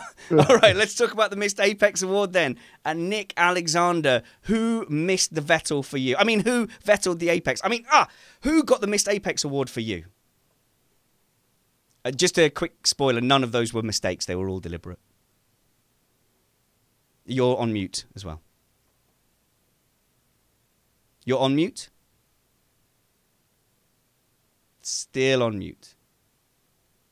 I'll just note down all the time you were on mute. Thanks for adding value to this production. Chris Stevens, who was your Thing of the Weekend? No. Now see what you've done, Nick Alexander. Curse you. Okay. Chris Stevens, who missed the Apex for you? Before I say who missed the Apex, I'd like to go back and change my Thing of the Weekend to Hannah Hassel's comment, which was, I thought Missed Apex was Spanner's midlife crisis. That's not entirely unfair. I mean, I am a 37-year-old dad who abandons his family at 7 o'clock on a Sunday night, wanders out into his garden, into his soundproof shed, and talks to internet strangers, failed journalists, old men, grumpy Aussies, and irate Germans. So, I mean, it's not entirely unfair. Yeah, that's fine. It's funny. Anyway, who missed the apex for me? I have potentially two, depending on if one of you guys says the other one I'm thinking of. But for me, it's got to be Toro Rosso and the decision to go on for Wentworth Gasly. What was that about? That's going to be hard to beat, isn't it? I mean, even as like a Hail Mary, even as a Button-esque flip the coin, don't talk about it if it goes wrong, but praise and big it up if it goes right. Even at those stakes, it was extreme. It was just never, ever going to work. And I think you made the best point, which is even if it had worked, they would have shagged their tyres by the time the rain came anyway. Matt Trumpets, who missed the apex for you?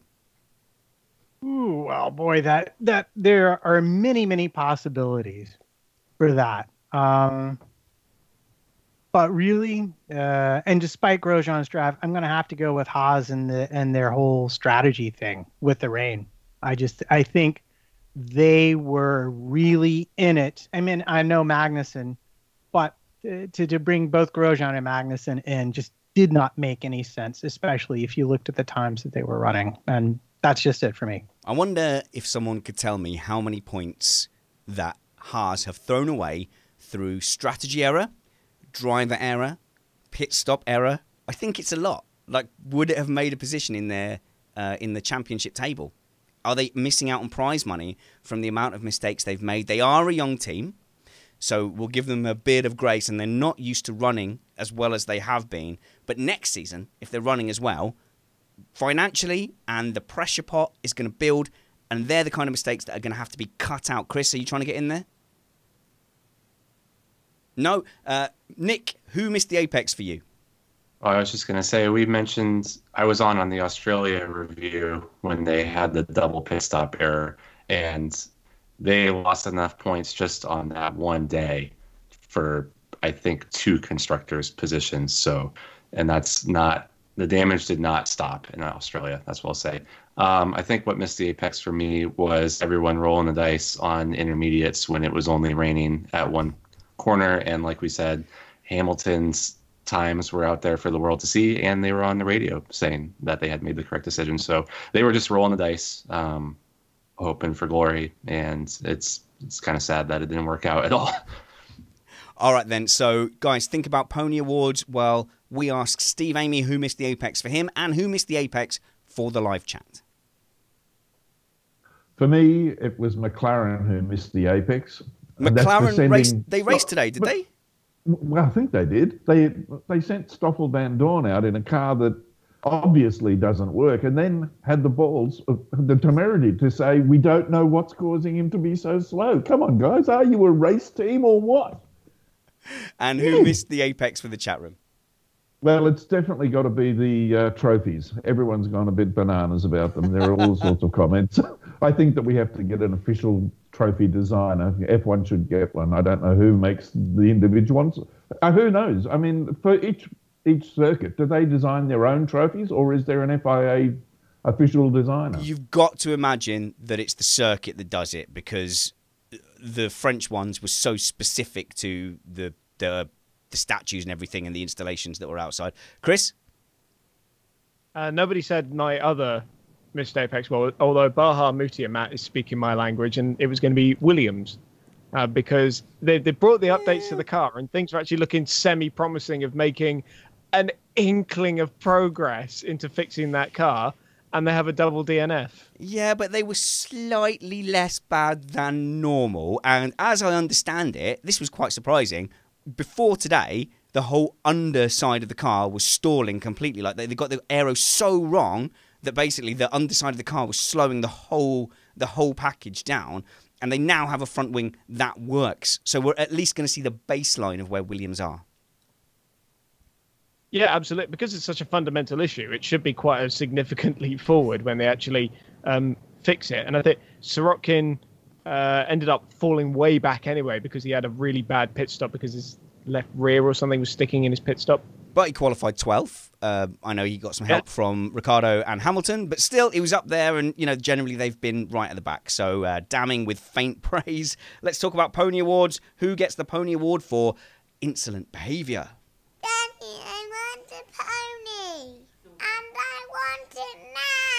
Trumpets.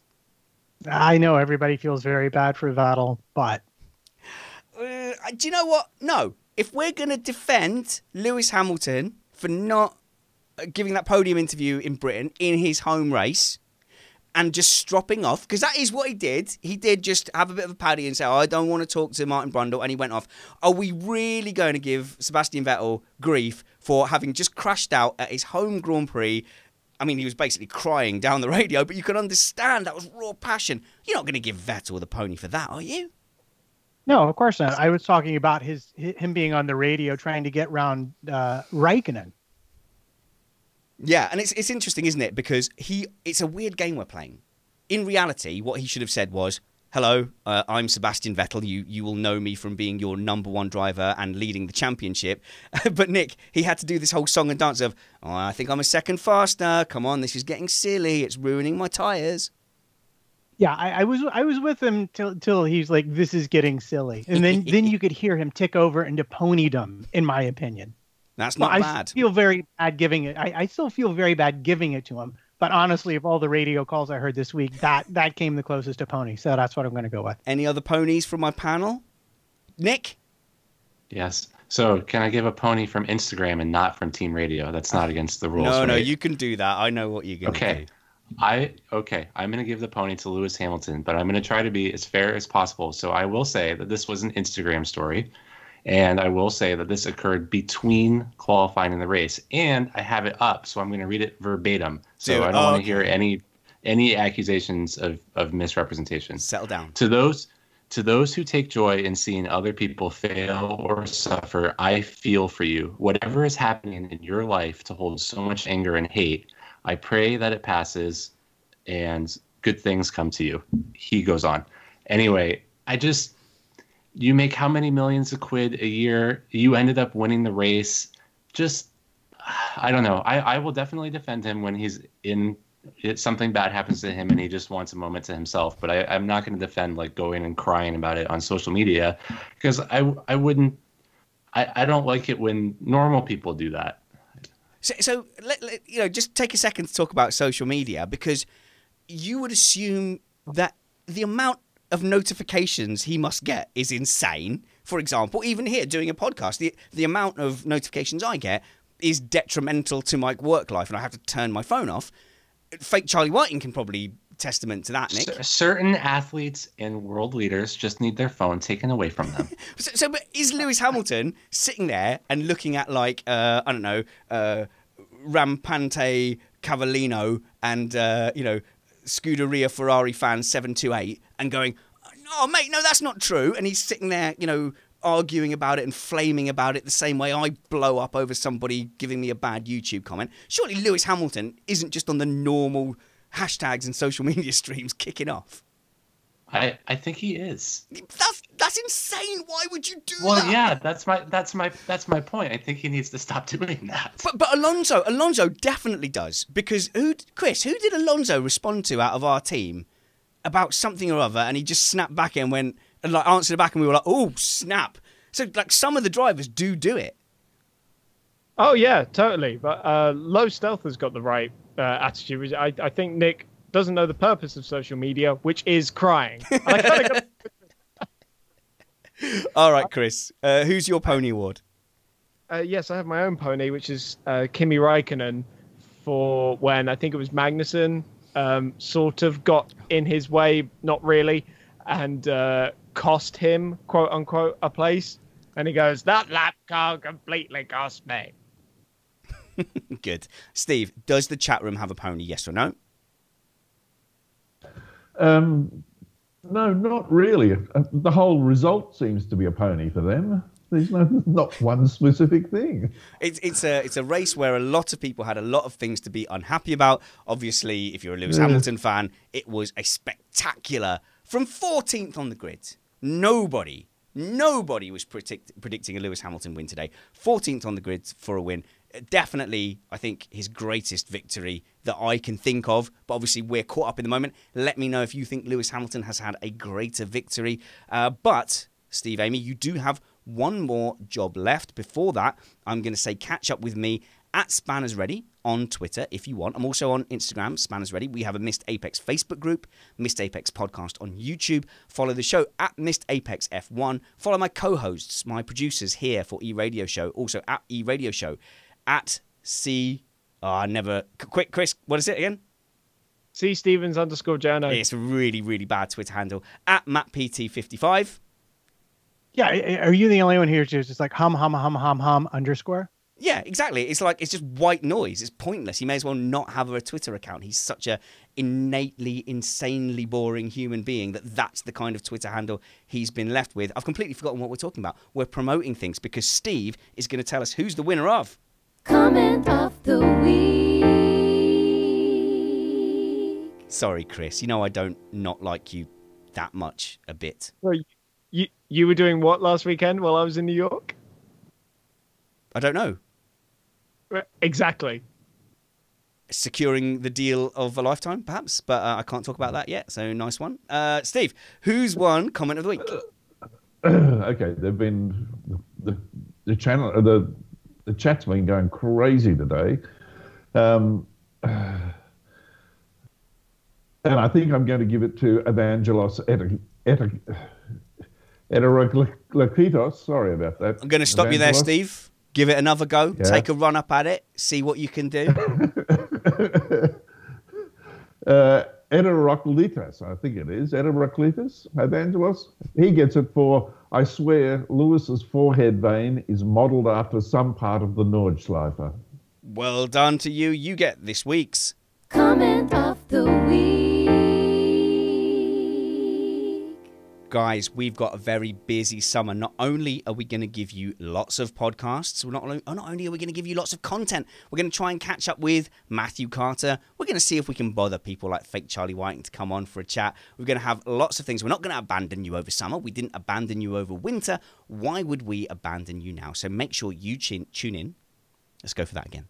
Make sure you tune in to Missed Apex Podcast. Until next time, remember that wounds heal, chicks dig scars, and glory lasts forever. This was Missed Apex.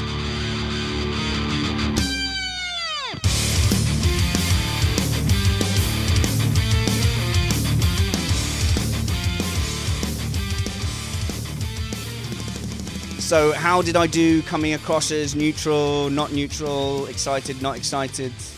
You only twisted the knife a little bit, which I think is fair. The 7 or 8 daggers in your back and your heart did kind of take... I appreciate you coming on, and I think you cheered up slightly towards the end. I did. Once I had that Skittles metaphor going, I was in full swing. I will... Go on, Chris. Can we get some of your dags from the show today, and then just put afterwards that scene from Titanic?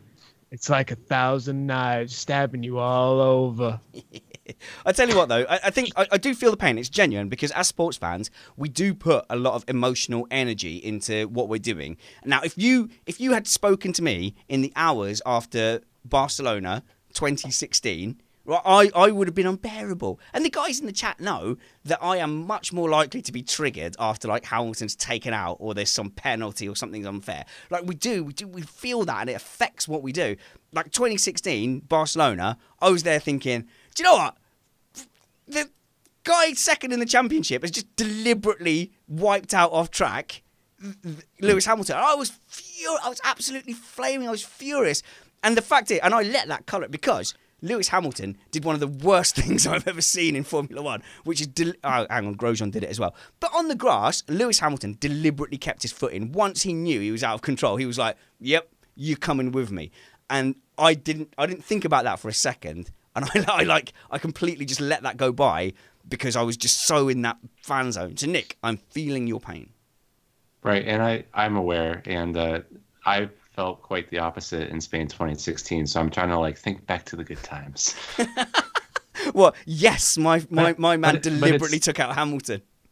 No, I'm thinking back to Spain of last year. I mean, I definitely have experienced Schadenfreude on the other side as well, and just gotta say, what a great last couple of seasons, and I hope they make a movie about this rivalry and I will definitely look forward to watching it. And I hope it doesn't come out for like 20 years, and I can like tell my kids like, oh yeah, like I remember Germany. And I wasn't crying, you were crying, and they made me go on the show anyway, and it'll be fun. They'll be like, "Wow, Dad, how old are you?" Well, I felt a little bit bad because in our little admin group, and that Nick was saying, you know, if Alex Van Gien happens to be free today, I don't mind kind of dipping out. And He did say that he was the reserve. yeah, I did say he was, but so I completely sympathised with you. But my reply was, I expect the panel that committed to the show to be there. And like that's a bit of a gift reply. But then I felt really bad afterwards.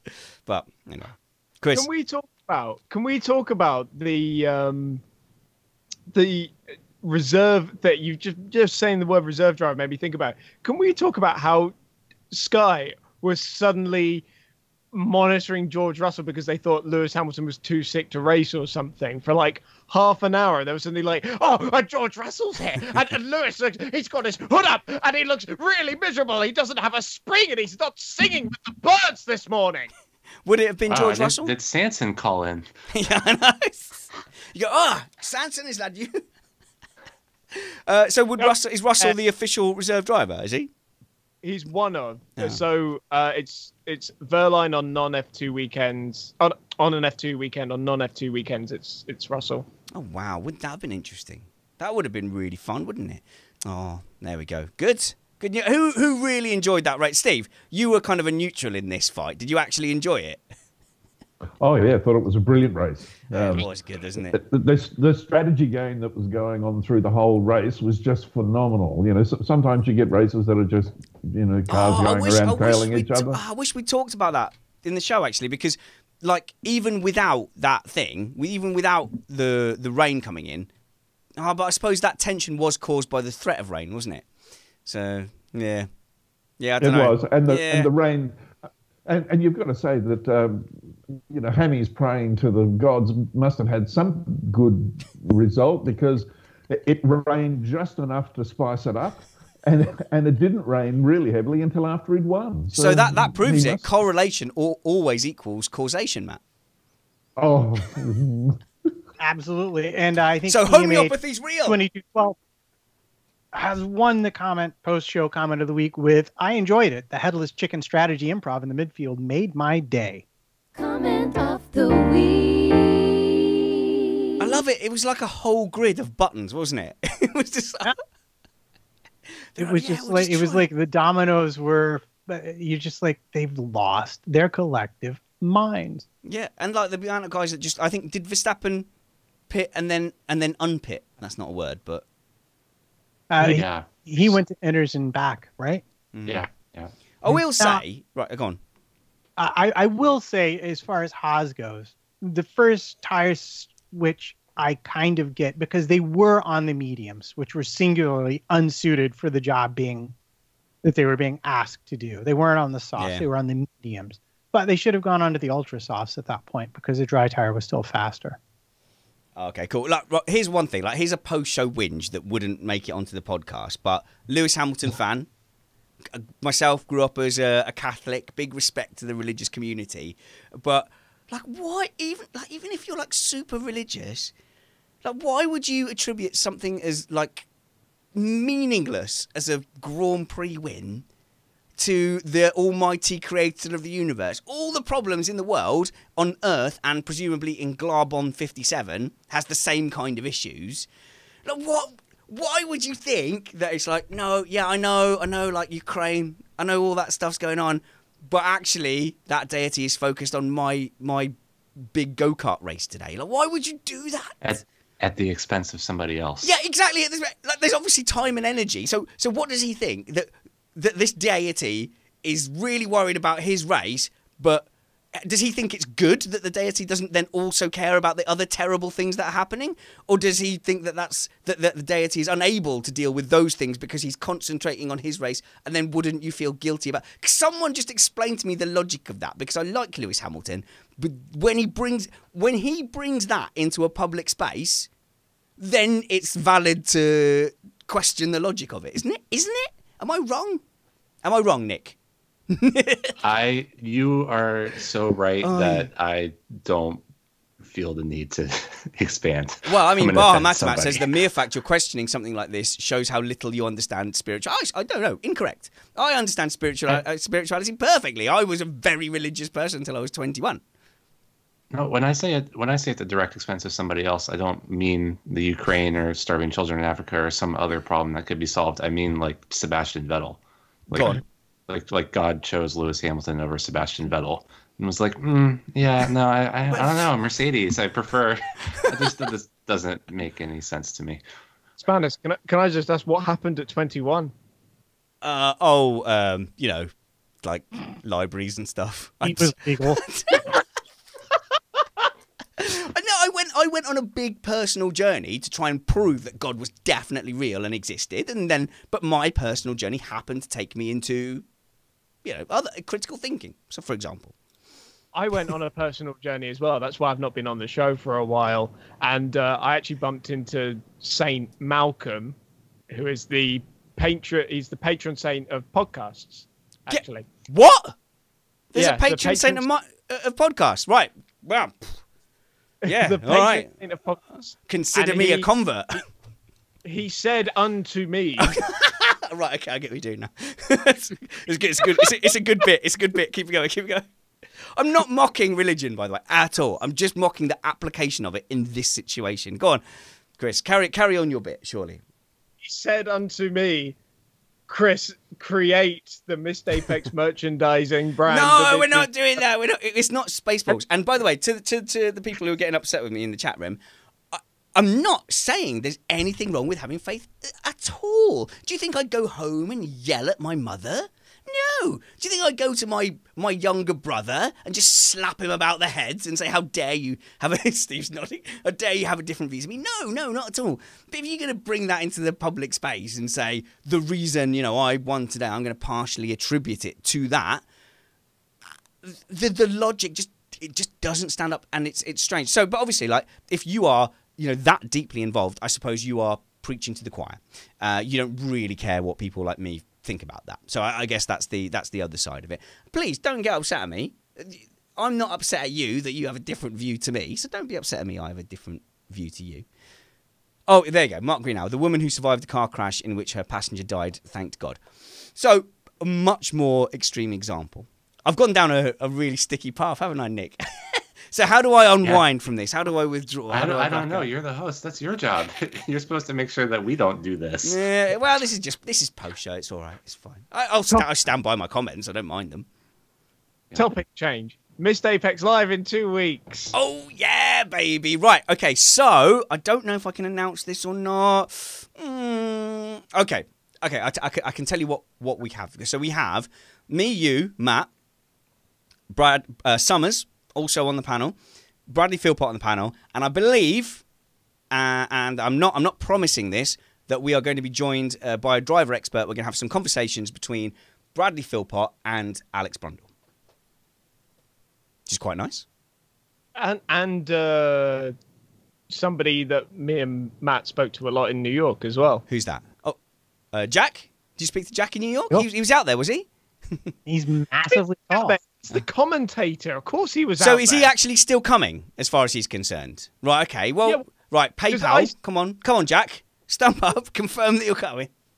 I said to him, like, oh, I hear you're coming. And he goes, yeah, you're going down. Oh, good. I've got a wooden spoon that says worst F1 podcast for the loser of the podcast race, because we're also racing NRF1 and for F1's sake podcast. It's going to be E-Radio, isn't it? No. E-Radio doesn't have a team. You're on my team, idiot. Mind you, we would be the worst F1 podcast because we're not an F1 podcast. This is true. And that is true. So the problem is, right, I've done not a reverse grid, but I have given the advantage to the lesser on paper abled karters in the particular podcast war. So the best drivers are starting at the back. So on our team, obviously we've got We've got Bradley Philpott starting at the back for us. Alex Brundle is on the BBC team. He's starting at the back. NRF1 has a guy that has won loads of karting championships, which I didn't mention until they actually came in Gits. For F1's sake, I've got a guy called the Stallion starting at the back for them. So that's all the good racers. But because of you two idiots Because Matt's never been in a go-kart before, and because, Chris, you refused to take basic instruction from one of the best driving instructors in the world, I have to start as our second best driver. I am not in that league compared to the other teams. Wait, so are there 4 drivers There's 4. in our team? Yeah, there's 4 drivers in each team and 4 podcasts. I love it. We've got Bradley Philpott and me. I mean, and that's it. That is our only proper driver is Bradley Philpott. And then after that is me. So we are fighting for 3rd place, I think, to not be the worst podcast. That's what we're fighting for. Because Matt refuses to practice in any way, shape or form. Yeah, no, so long as we don't come last, I'll be pretty happy with that. Because actually, we don't all need to be winners, but none of us want to be the losers. And we can all just gather around and point and laugh at the worst podcast. Yeah, exactly. I'm thinking it's going to be for F1's sake. Because they're really nice guys and they're genuinely funny. And then we go, it's not so funny now. Here's your wooden spoon, gits. That's for sometimes overtaking us in the iTunes charts. We should whack them with the spoon. With the spoon. Well. I don't know, because one of the guys is called the Stallion. And I'm assuming you don't get a nickname like that for being a shy, retiring guy. Don't hit, don't approach him from behind, whatever you do. Low Stealth says, Spanners, you need undeserved confidence. I call it the strolls. That's what it's... Oh, speaking of kind of assaulting that, I got assaulted at work the other day. Lucky. Yeah. A dream of the day. There's not much to the story, really. It's just... All right, well, thanks for sharing. Steve dreams of being sexually harassed at work, don't you, Steve? No, yeah, well, given that I work at home and there's only me here, there's not much likelihood of that happening. Anyway, by the way, chat room, if you're coming to Mr. Apex Live, say now. Oh, yeah. I forgot to say, you can all come. You can all come. There's no reason why you can't turn up. It's Buckmore Park, 4th of August, 11 p.m. is the live recording.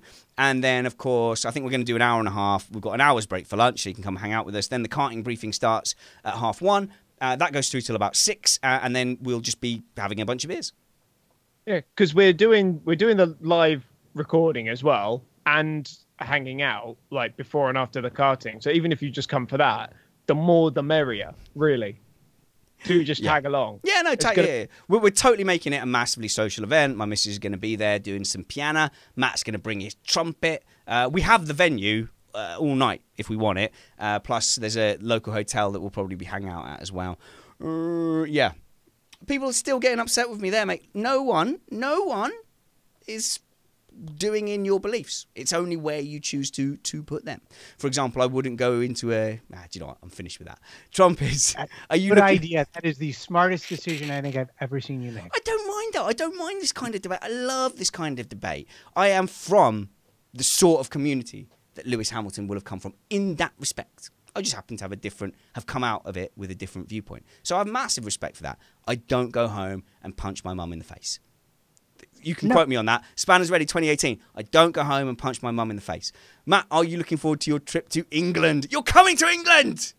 I know. Yeah, I'm absolutely looking forward to it. It's going to be... It's coming home? It's coming... Don't say that with fake Charlie Whiting in here. He got really upset about the it's coming home. Because we all said, it's ironic. We didn't really mean it. You went, no, it wasn't. Well, let's not start that flame war again. Don't forget my earphones. Right, your earphones. Yes, I will not. My wife hid Chris's earphones, so he did not have them for the flight home. Yeah. Can I just say, though, Matt's family is awesome. You met Roxy Cat 14 or whatever it is. What was your daughter's handle went on back in there? Huh? Yeah, my daughter. That's her Xbox gamer tag. Oh, Xbox name. I was so confused. But no, his family is legit awesome. And, right, so was it on the Friday or the Saturday or both probably? We were out in your back garden and I saw fireflies for the first time and I was utterly bewildered by these glowing flies. So first of all, Matt's daughter has a better Xbox gamer tag than Chris has a Twitter handle. But it's always interesting to see people come to your country and notice what they freak out about, and it's oh my god, fireflies, and it's yeah. Like, totally normal thing. Regular occurrence. Oh, I know what you mean, because they were just sitting there like, yeah, it's so regular. Yeah, that's what he sounds like. Yeah. I think it's too soon to say Firefly. It's only been about 10 years since that series was cancelled, and I'm just not over it. Just not over it. And there's Steve in the background. There's Steve in the background going, "Oh, look at them guys talking about fireflies. I had to wrestle an iguana earlier. It was the size of a bear. In fact, it was a bear, and that bear was my mum. And I won't have a bad word said about her. Miss Bear Amy Mum is a saint." I don't go home and punch my bear iguana mom in the face. Steve Amy 2018. Oh, you've met my mum then, haven't you? Yeah. Steve, there's no way you've got a mum. Come on. Lovely lady. Wait, by the way, was Firefly about the Batman villain or something else? No. Oh, you haven't seen Firefly? Well, no, but there is a Batman villain called Firebug or something. Yeah, Firefly. That's what I was thinking of. Yeah, but no, it's a show about space pirates. Oh, I suppose Nathan Fillion. Chris would have been about 10, wouldn't he, when Firefly came out? Well, when was it on? Do you know what, Chris? I'm so angry with you. I'm going to do this. I'm going to recommend to you Firefly as the best ever series ever, right? And I'm going to say to you, yes, it got cancelled early, right? But season 2 of Firefly is the best ever piece of television ever invented. Yes, you might have to struggle through the... If you can find it. Yeah, it's not Doctor Who. If you can struggle through the first season of Firefly, the payoff in season 2 is epic. But I'm also going to say, Wash dies. Don't care. Don't care. Told you. I did that. Wash dies. Anyway, right.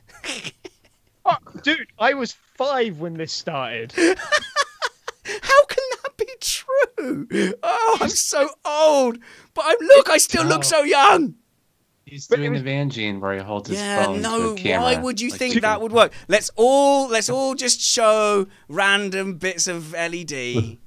Yours is working. I can see what yours is. It was 2002 it came out. I've got a better camera than you. Missed Apex. Look, I've got the Missed Apex car. Steve's got the Missed Apex car as well.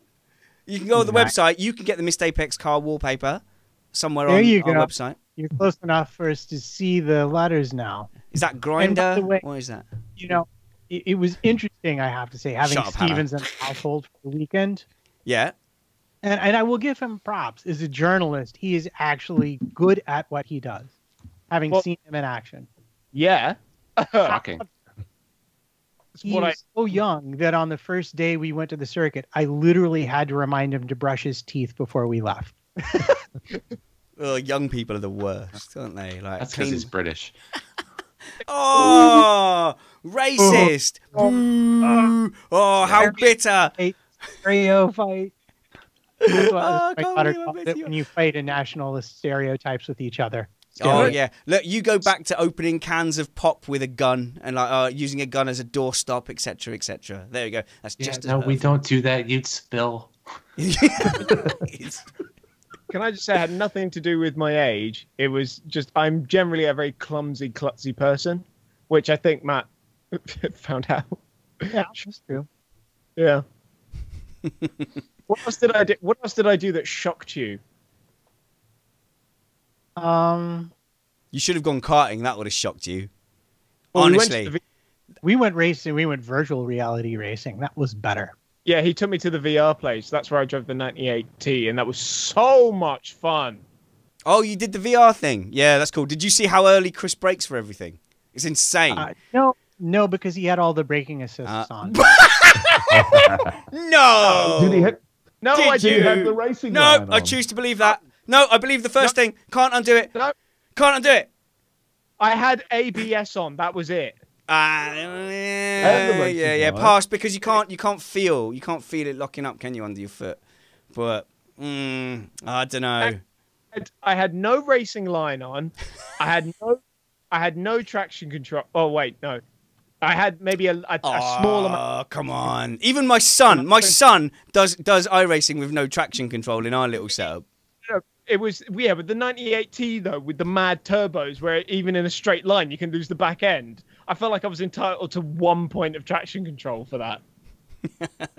Guys, thank you very much for hanging out with me on the panel, and thank you very much to the live stream. I'm genuinely sorry if I offended anybody, but as far as I'm concerned, it was just, it was just my view on what a driver said. It was F1 related, and I felt that he brought something in that was misplaced. But I pulled my punches. If you ever want a proper debate with me, no problem at all. DM me. Let's have an exchange of ideas. Don't worry, I am completely immersed in that world myself. I understand it every day. Thank you very much for hanging out with us and spending time with us. Keep up with us over the summer. I've been Spanners. That's Steve there. That dude, yeah, here's Chris Stevens. If I reach over a little bit, but not so far that my finger gets cut off, that's Matt over there, and that's Nick. So make sure you follow us online and keep up with us. Thank you very much. Like Hollywood Squares. Hollywood Squares, yeah. Oh, and come to Missed Apex Live. There's going to be a quiz at Missed Apex Live as well. There's going to be a quiz. Oh yeah. I won't be on the show next week because I'm doing autosport stuff. So I'll see everyone at Buckmore Park in 2 weeks. He wasn't invited. I don't know. That's awkward. Okay, good. Thank you very much. Live stream.